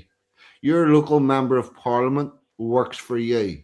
So if your community can get a hold on that person and make them more beholden to the community than they are to the outside world, which should be relatively easy, and by the way, that's how Northern Ireland works, then also why we've had felons, because we kept with that and our politicians didn't fold, because they're quite frankly more worried about the social ostracification that they would encounter if they did not, if they do fold. If they fold, they can't come back to their community. But that seems to be lost in most places. And, the fact that they're now saying, if you want to have your local political party and raise candidates and actually do that, you're not, the community's not allowed to fund them.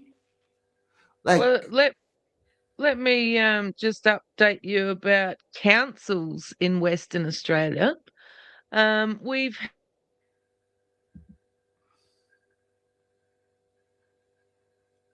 councils in Western Australia in the past, 6 months, roughly 6 months, be dissolved, and they bring in commissioners from the government to run the councils. This is an alarming trend that is starting in Western Australia. That's 4 councils have been dissolved and commissioners introduced to run them.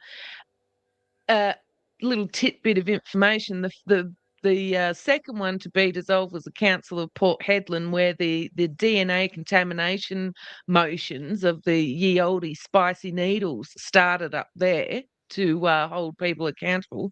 That council was dissolved. this is a concerning trend that I suspect will spread to the rest of Australia, so that, you know, let's not forget that the CEOs actually run or instruct the councillors in Australia. We might elect our councillors, but the councillors get their marching orders from the CEOs, and we certainly don't elect the CEOs. I have a funny feeling it's going to spread right across Australia, and we're going to end up having a vast majority of councils dissolved and commissioners moved in, and they're bringing in different policies across the councils of Australia that make it very difficult for their constituents to engage, for question time or to do deputations. They're saying you have to meet a week before. You're not allowed to actually have the public speak on the night of the meeting. All these sorts of things. So they're coming after the councils as well in Australia. There's a pattern emerging. It sounds like they're actually stripping the democracy out of it. Yeah, they are. It's the decline of democracy, if you like. Yeah, it's now. I want to go back and try to. There was a comment come in by personal account. Right. Okay. Personal account. Why don't we all petition the king? Here's the thing. You can't petition the king. It's actually really easy to do. You make your statement, you go out, you collect the signatures, you send it to the bookhouse, and you can say that, and the king will look at it. But be advised, unfortunately, that's not going to make a blind bit of difference, because the king or queen has got absolutely no say whatsoever in how the country's run or ruled. We decided this in 1688. We decided it was a bad idea to have a king that could randomly make laws, and everything would go through Parliament. And what happens is we elect the politicians. The politicians change whenever they're elected. They create bills and laws. Those laws get set in front of the king, and the king hits them with a rubber stamp. That's his full involvement in it. He's only there as a figurehead, and that's why you've often heard we are ruled by consent, and that's what that means. We are ruled by the king, but via consent. So all of our laws have came through the parliament that we elected, and if you want different laws, you've got to elect a different parliament. So you can't petition the king. He may whisper in the right ear for you. He may not, but realistically, he hasn't got the power to do so. And the slim bullshit, that is simply not true. The king's not allowed to be a Muslim. The king, for the record, has to be Church of England. There is no other choice. And there's a lot of people that are talking that bullshit, but it's not true. He has a ceremonial role, and you can do it, but it's not going to really get you anywhere. Where we need to get to is where we actually own our local politicians. But particularly what's going on there in Australia, where they're saying you're not even allowed to fundraise. You can't make a donation. You can't help a spreading political party out, along with your voting system. Fuck. That's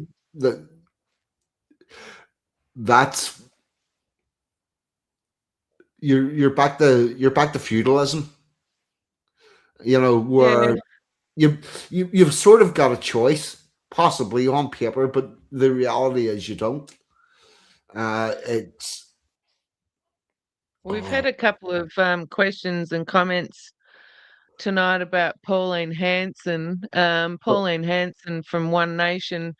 It looks to be, their membership has grown exponentially over the past little while, and if if you're a believer in polls and what corporate media is telling you, it would seem that there is an avenue for potential change in Australia. I, I don't really have any thoughts about that. It's certainly reinvigorating people to get involved in politics again. People can make of that what they will.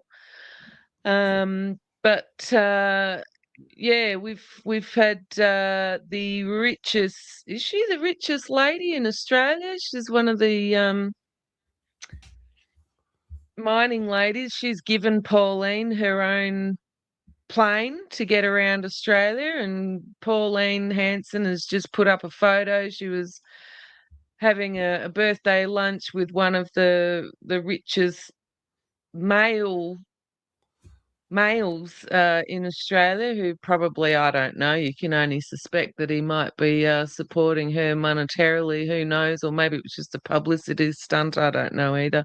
Well, But I yeah. think if somebody with a lot of money is going to be publicly connected to Pauline Hanson, I think there's going to be funds exchanged there, because if you weren't going to go that far, why would you make it public? Because I think that on a certain demographic of people, like a large demographic of people, that will not that meeting with Pauline Hanson's not really going to help him. So unless he's putting his money where his mouth is, why would you do it? Yeah.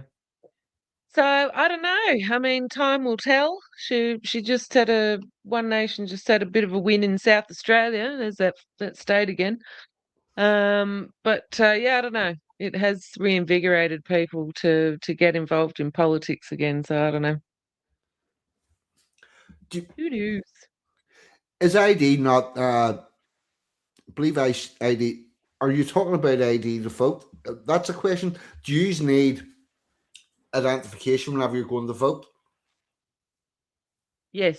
No, we don't need identification. We just say our name and address, and they tick it off in a book. All right. So you don't actually need to prove it. No.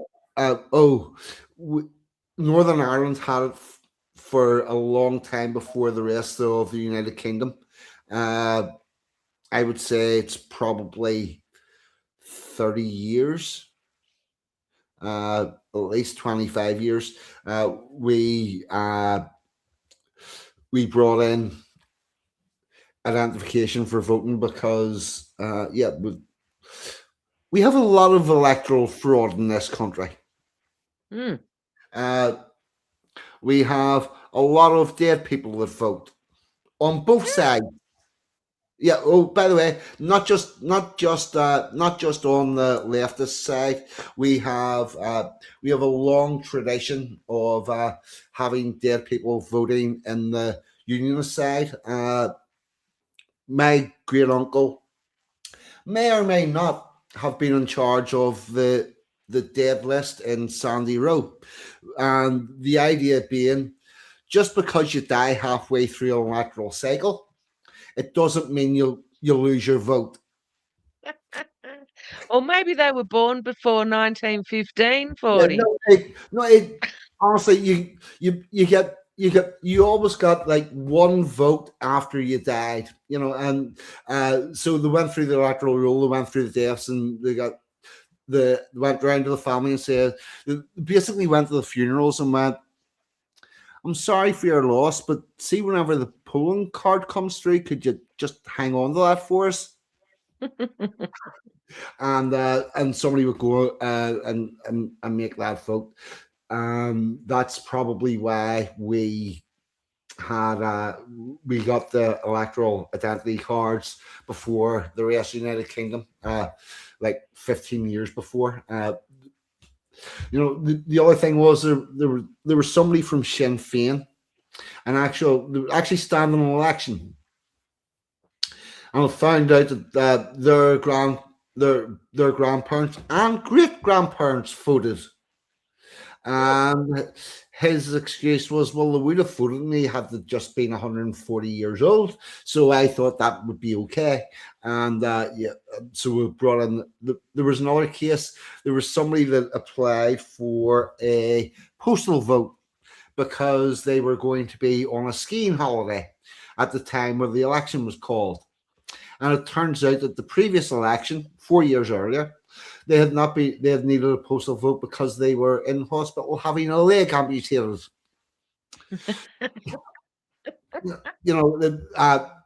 Again, that was another Sinn Féin one. But okay, snowboarding. All right, it wasn't an option.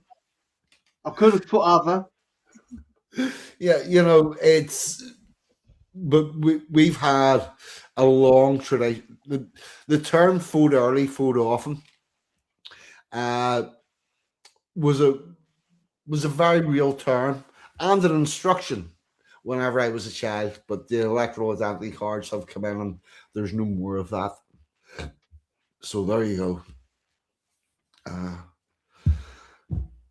Yeah, there you go. Yeah, electoral necromancy. Yeah, that's right. Yeah. It's and we're also at the point where a lot of people are saying it's not who you vote for, it's who counts the votes. But I honestly think that the fraud's happening before the votes are being counted to get them into the ballot boxes. It's not that people are. That's the other thing. Please stop with the fucking bring your own pen. Nobody is standing rubbing out pencil marked X's and changing them. That's not happening. Not least for the fact that the counts of the votes are public, and therefore that would not be. Corpses voting. We'll have a lot of that. But don't worry about the pencil. That's not where the problem is. The problem's in mainly in postal votes. It's where most of the fraud's coming from. Here, Robyn, do any of your political parties do this? Do any of your political parties send buses around to get people to the polls?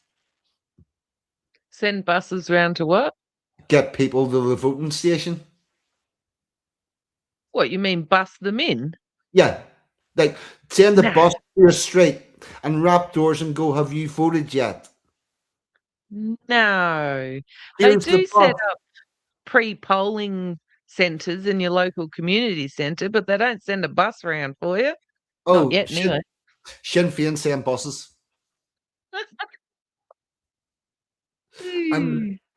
And because they have sent a bus into the street, they know how many votes they should have out of that street. Right. Interesting. Yeah. Well, that's one way to do your polling, I guess. I don't know. Yeah, they do. They're very gracious and lay on free buses for constituents should they have problems with transport to get to the polling station.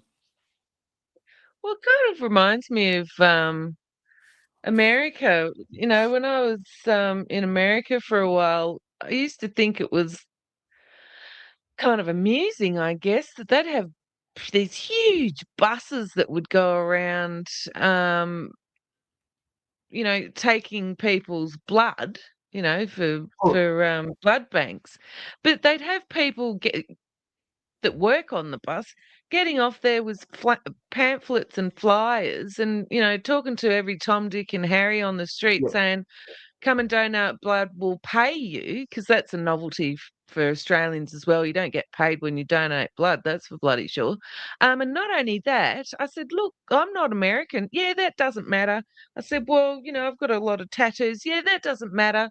They were just gagging for me to get on the bus. I thought it was hilarious. So it kind of reminds me of that. It's got that real desperation feel going around picking people up to vote.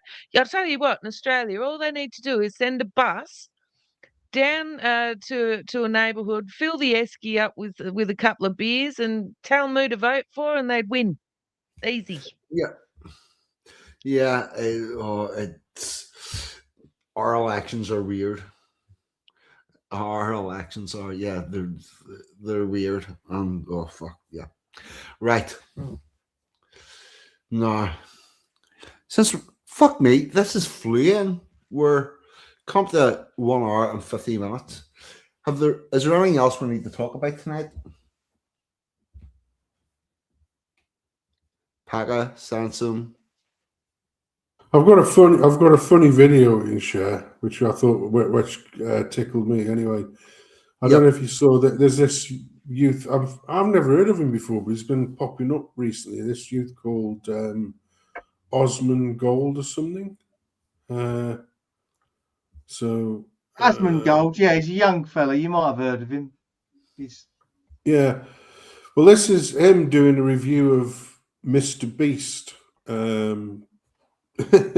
Who has recently been what's he done now?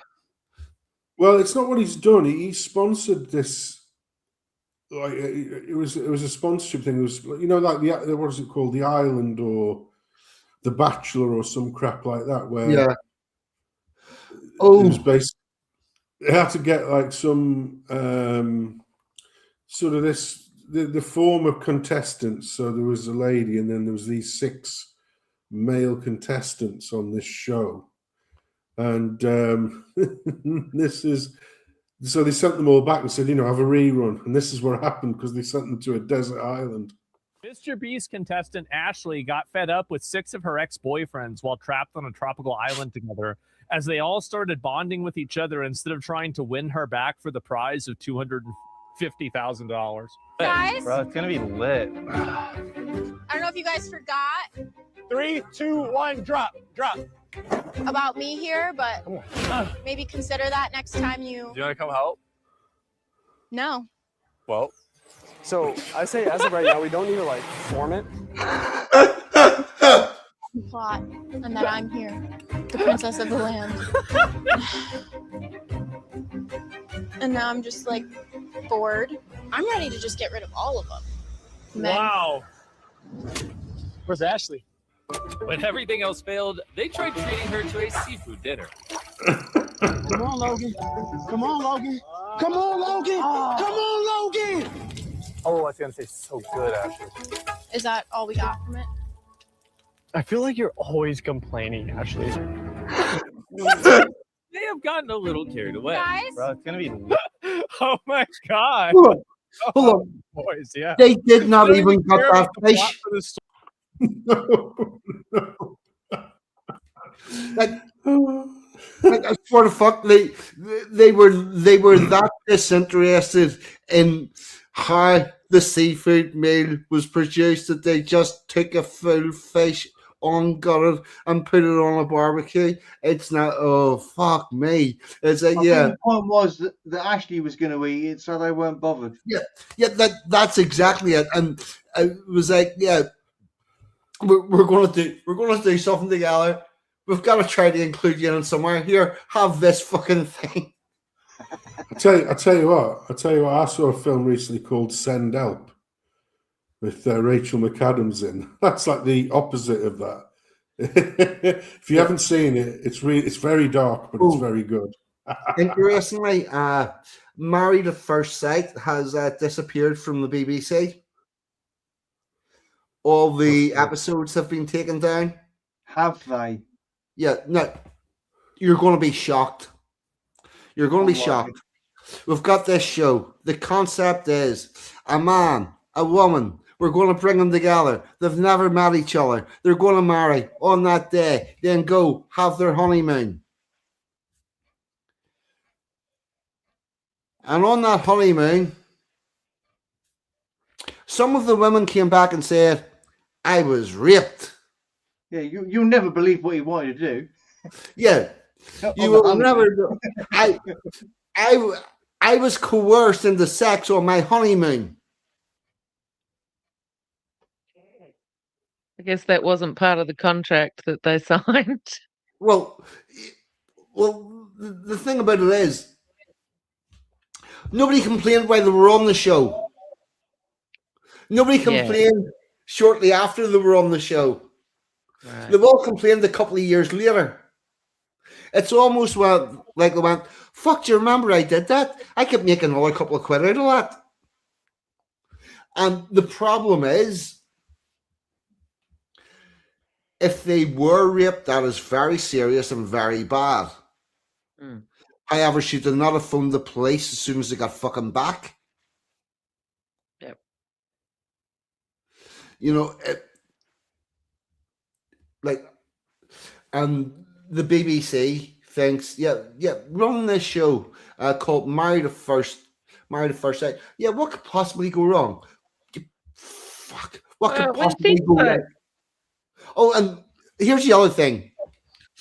If you're getting two people together who are willing to get married to somebody in order to get on the TV, do you think they're sensible and rational?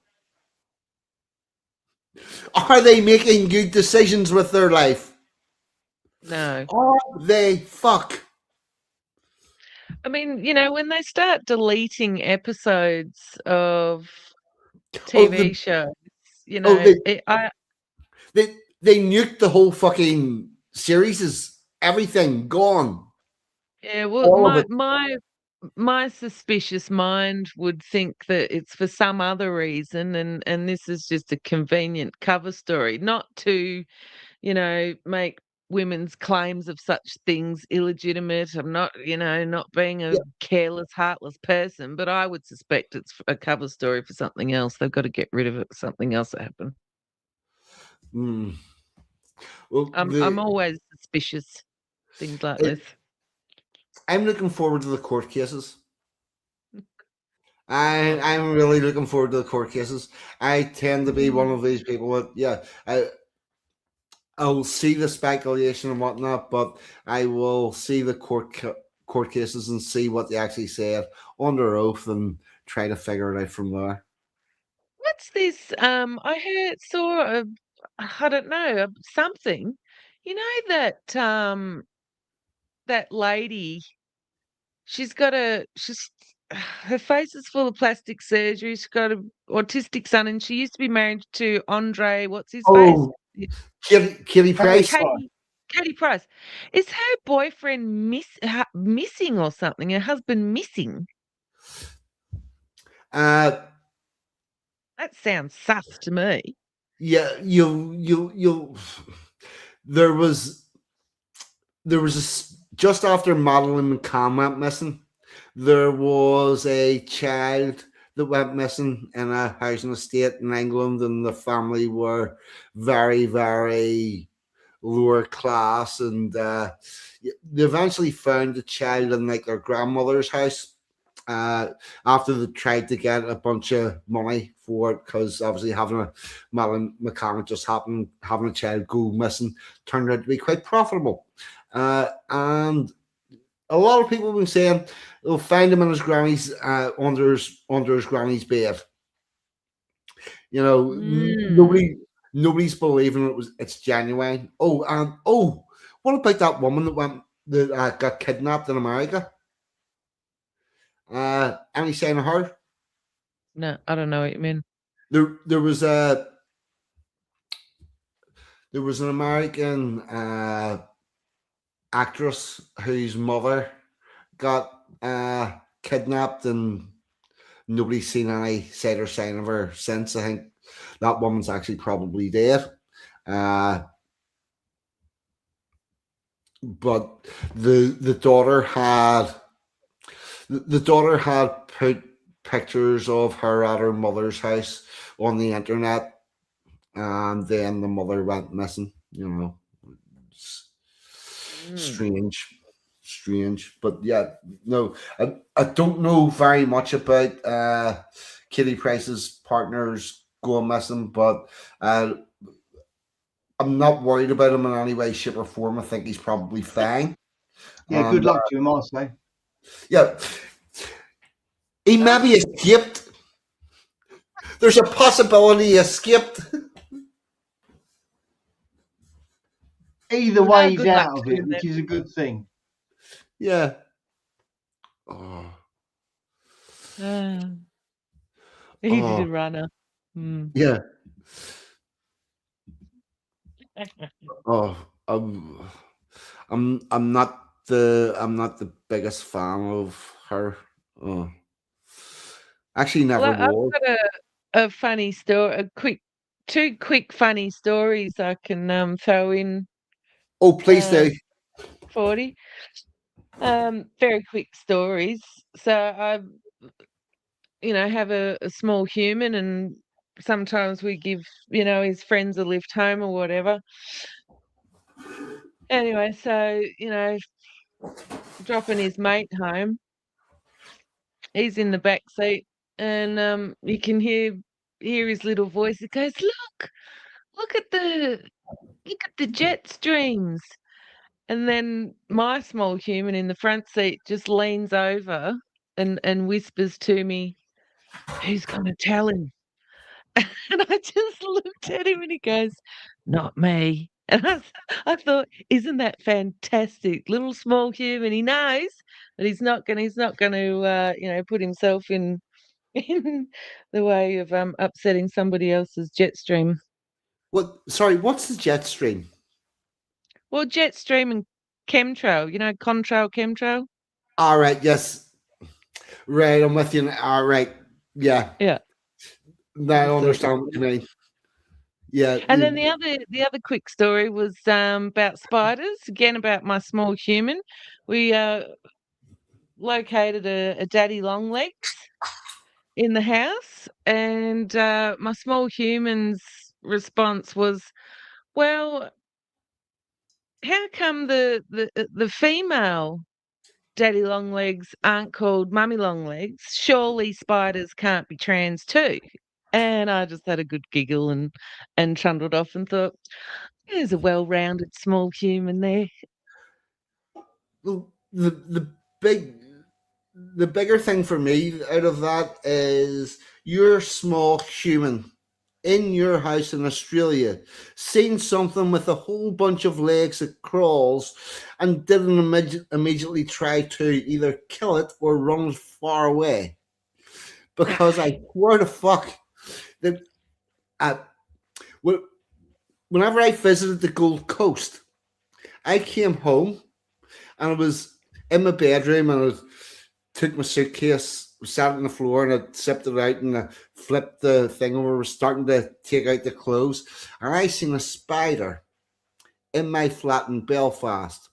And I swear to God, I am 99.9% sure that spider had lived all its days in Belfast and was not dangerous in any way, shape, or form. But I was jumping up and down on it, going, "Die, you bastard!" Because there was a possibility it could have been Australian from in my luggage. Oh dear.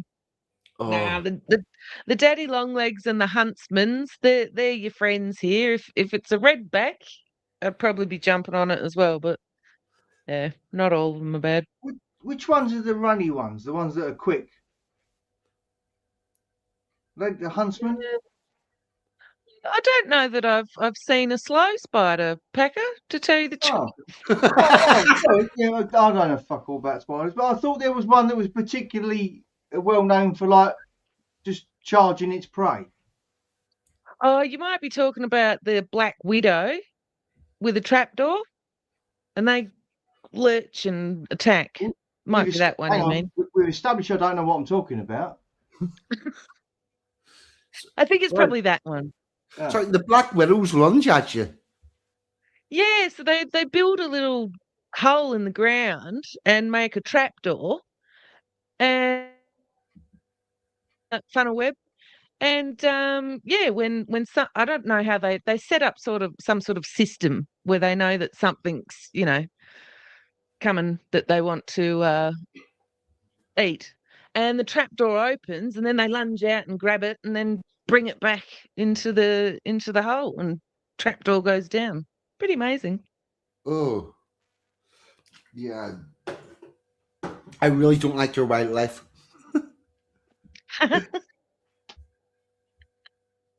Oh dear. Yep. I know daddy long legs are not real spiders, but holy fuck, they look like them.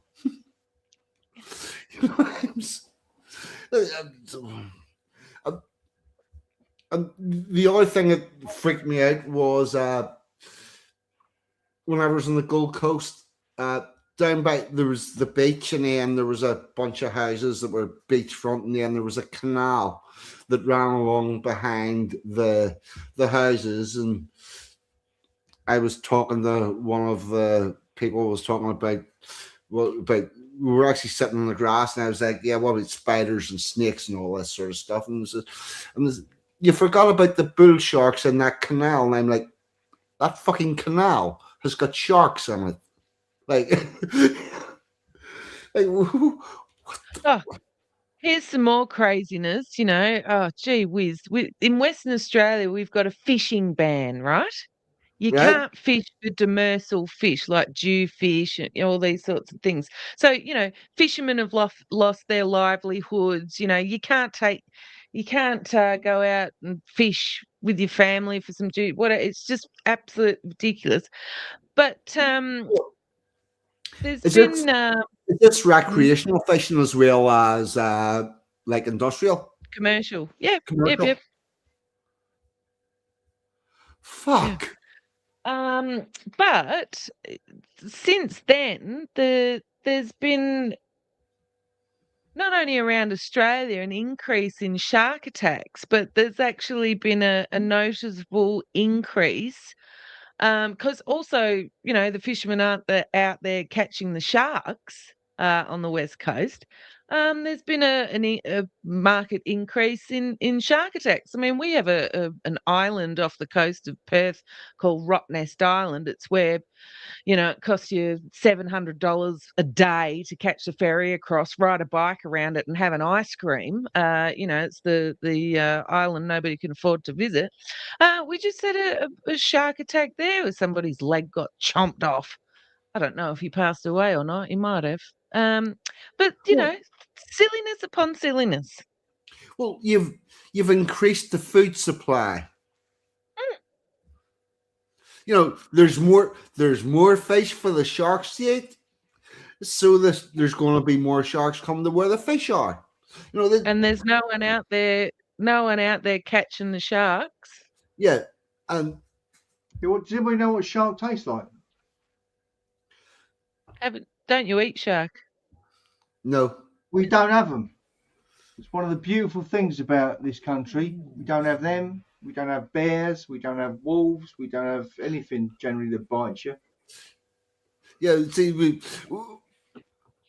our wildlife is really, really tame. Yeah, we tamed it. Yeah, it was deliberate. We did have wolves and things, and we got rid of them because then, you know, they're not conducive to putting your bins out, are they? Yeah, there's an actual plaque at the place where the last wolf in England was caught. You know, we got rid of all of those. They're a bit bitey. You know, the sharks don't like our water temperature. You know, any snakes that we have are not venomous. You know, whereas yous have everything just in a fucking arms race. Yeah. Yeah, look, shark meat. I'm not a huge fan of it. I You have to check the toilet twice before you sit down. Yeah, true. Yeah, we're just looking for stains, and then we sit down. Yeah. Yeah. True. Yep. Well, I'm that old. I grew up with an outside toilet, and Good tell you lad. now, you're checking for snakes. Oh, fuck. Oh shit. Yeah. Go out there at 2:00 in the morning and take a torch with you. It separates the wheat from the chaff, though, doesn't it? Yeah. Yeah. Like it would separate me to be the person that was pissing in a glass. Yes. Yeah, I'd be. Yeah, I'm just going to piss in this glass, and then I'm going to put it down the sink. Then I'm going to wash the glass, and that shall be fine. Oh dear. That's right, Linda. Flake. When you go to the fish and chip shop, shark, it's called flake. Yeah, that's right. So true story. That actually sounds delicious already. So if you go to your local fish and chip shop, they'll sell you shark. Of course, that's where you get it. Right. Yeah. Tends to be caught here. Yeah, it tends to be caught. I'll give it a go. If I ever come to Australia, first thing I'm having is shark and chips. So. I've had shark before. It's nice.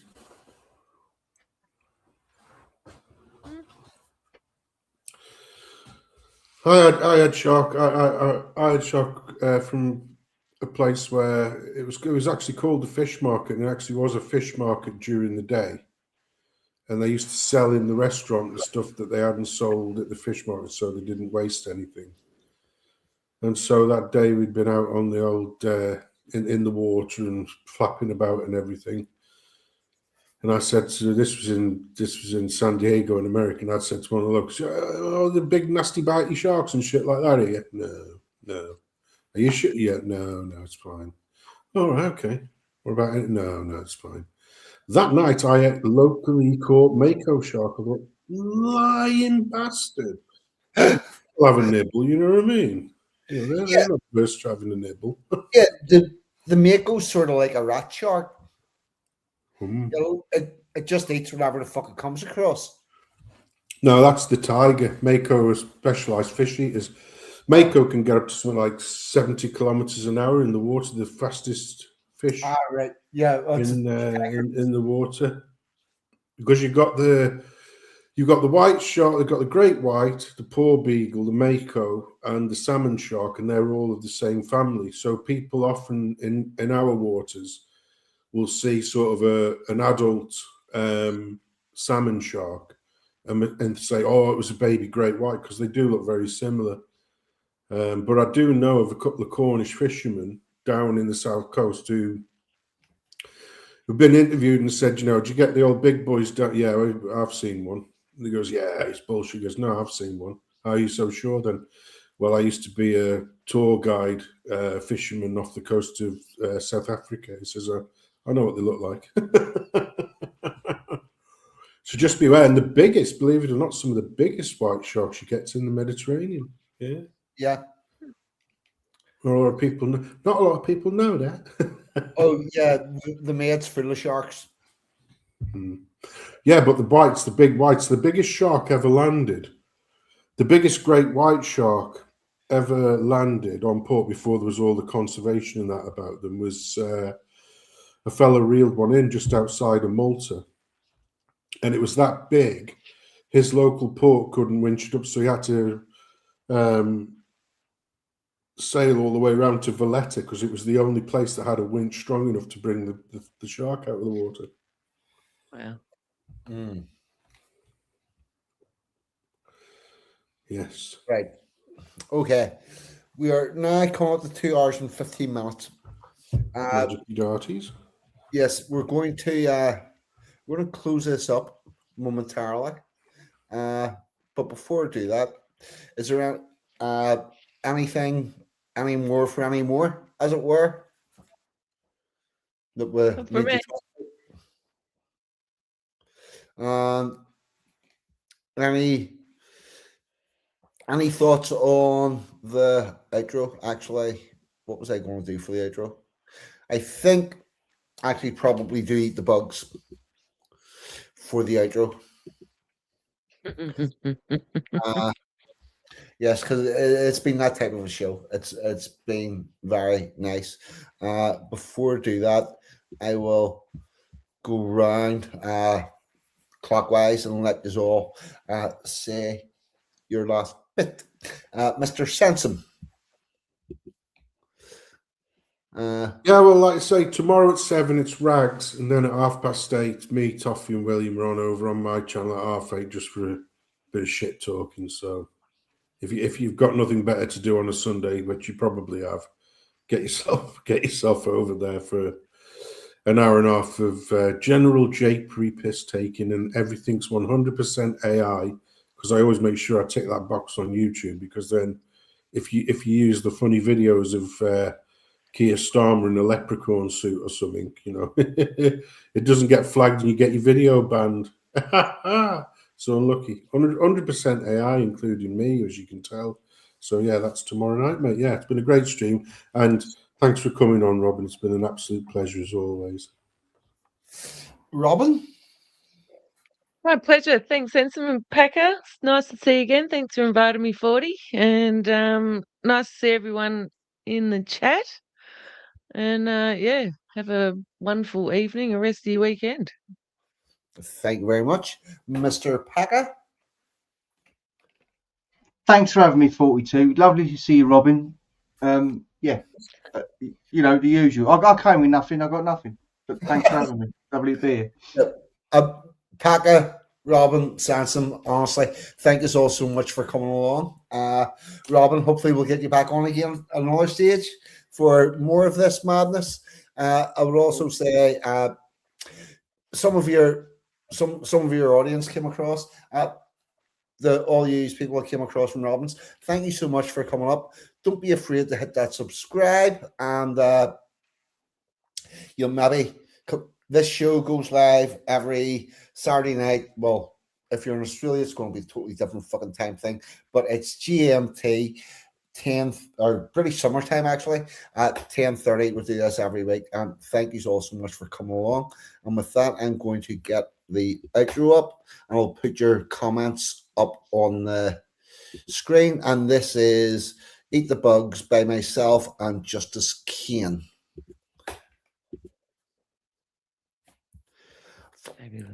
Do you know what? StreamYard has added an extra fucking stage. This is 42 speaking. Welcome to. StreamYard has added an extra stage into just putting fucking stuff on the screen, and that's why my little lead up to the intro then just suddenly goes silent because I'm still trying to fuck about with StreamYard and make it work. The bipolar bitch that it is. Right, here we go. Eat the Bugs by myself and Justice Kane. Hello, this is 42 speaking. Welcome to the Resistance.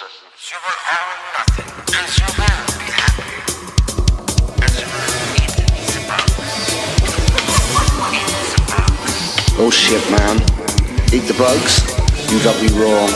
You got me so wrong. You ever seen a cave drawing of somebody with a spear hunting a mosquito? Well, me either. We eat meat and we have choices. You cook the hedgehog right? It tastes like chicken. Fucking chicken. I ain't eating your bugs. I ain't eating your bugs.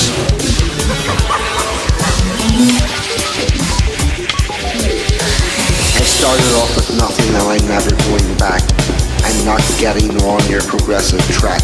With Agenda 2030, I refuse to engage. I can see where it is going and it's just another cage. I've got hedgehog, I've got rabbit, I've got wild hog.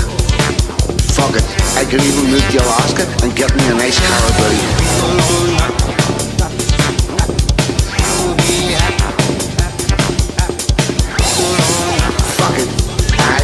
Eating your bugs.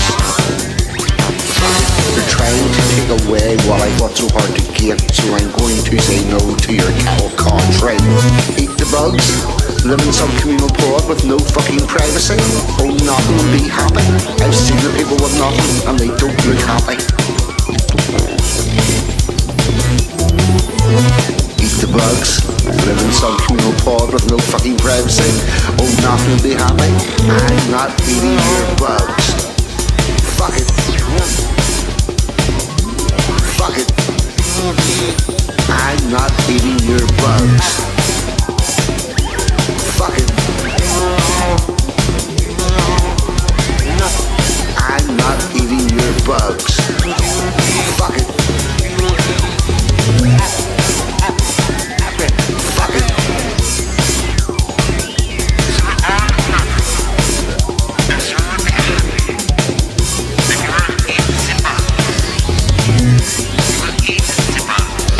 bullshit, man. You got me wrong. You got me so fucking wrong. There are millions of us in the UK, billions worldwide, unvaccinated, striding out into our third winter of death with not a care in the world. Eating pig, eating cow, eating chicken, and we will not conform. Fuck it, I'm not eating your bugs.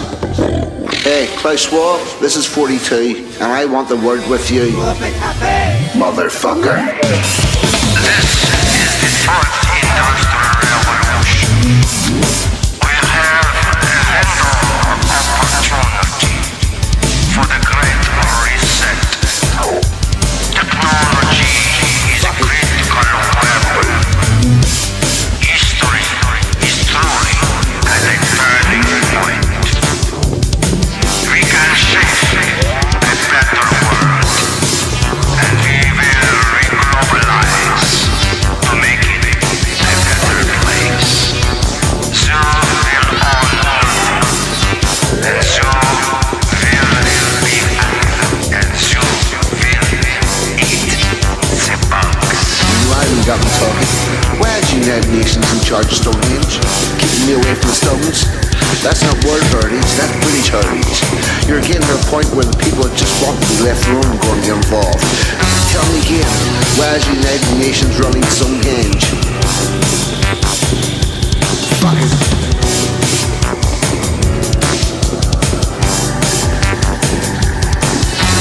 Stonehenge, new games of fucking Penny Mountain Range, now all owned by UNESCO, so you and I can never go. Fuck your 15-minute cities and your Internet of Things. We are going back to nature, see what that life brings. We had a good look at the planning we did, so we hook up with the Woodlander and take our shit off grid. Fuck it.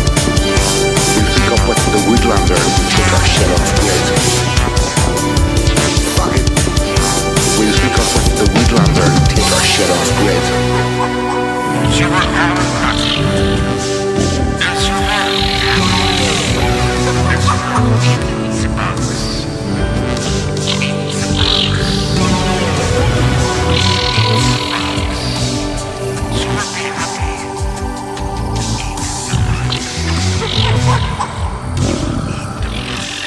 This is 42 speaking. Welcome to the Resistance.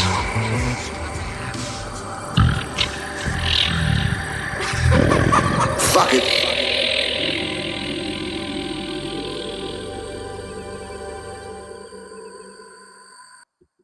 Okay, stay tuned because we're doing a fucking quick U-turn and we're going to have a double outro.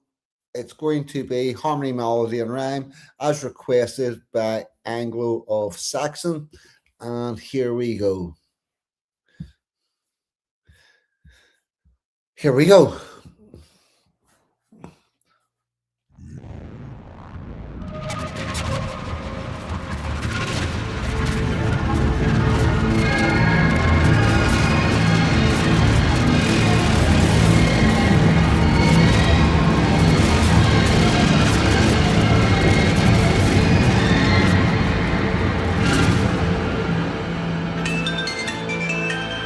Hello, this is 42 speaking. Welcome to the Resistance. You are not alone, and we shall walk this journey together. What about you, John? If one brings a guitar and one brings a voice, then they stand together and make their own choice. Let us gather together those that can perform, and from the scarred timbers build our own platform. From that grand house they tried to burn down, there's gold in the ashes if you look around. Let us gather together those that can perform, then from those scarred timbers build our own platform. Build our own platform. We will sing words of wisdom. We will sing world harmony, melody, and rhyme.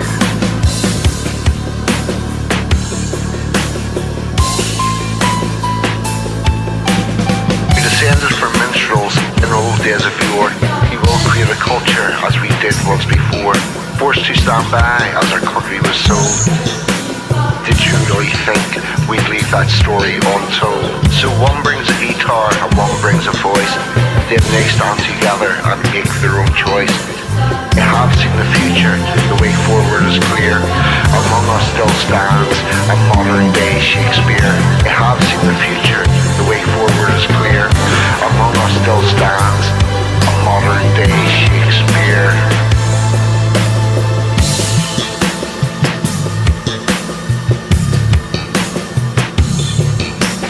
Forced to stand by as our country was sold. Did you really think we'd leave that story untold? We will sing words of wisdom. We will sing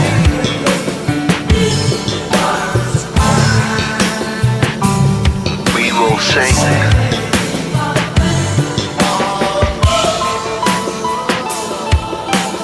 harmony, melody, rhyme. Harmony, melody, and rhyme.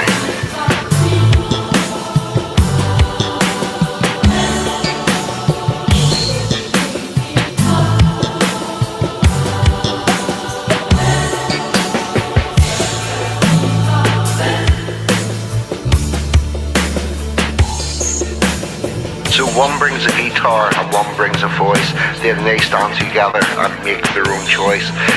I have seen the future, the way forward is clear. Among us still stands a modern day Shakespeare.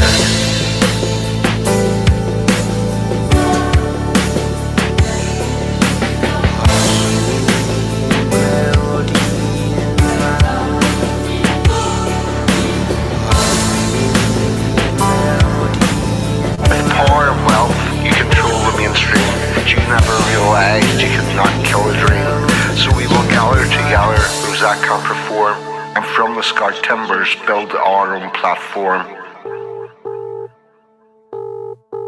You're talking to 42. What about you, chum? If one brings a guitar and one brings a voice, then they stand together and make their own choice.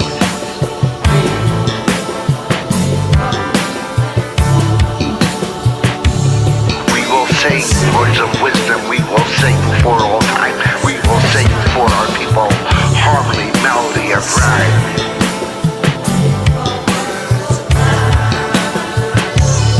We will sing words of wisdom, we will sing for all time.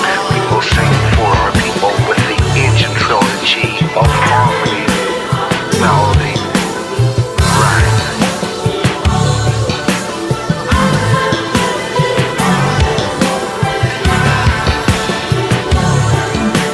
We create a large society through family, God, and tribe.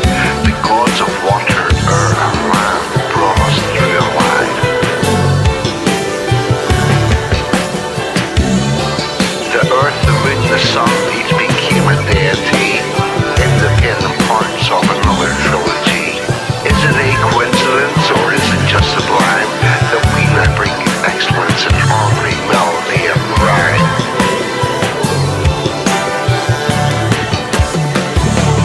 With power and wealth, you control the mainstream, but you never realized you could not kill a dream. You cannot kill a dream, and we shall walk this journey together. Okay, everybody. Robyn was Robyn, Sanson was Sanson, Pakka was Pakka. I have been 42, and you lot in the chat have, as always, been fucking amazing. Good night, God bless. See us all next week. I'm out of here. Goodbye.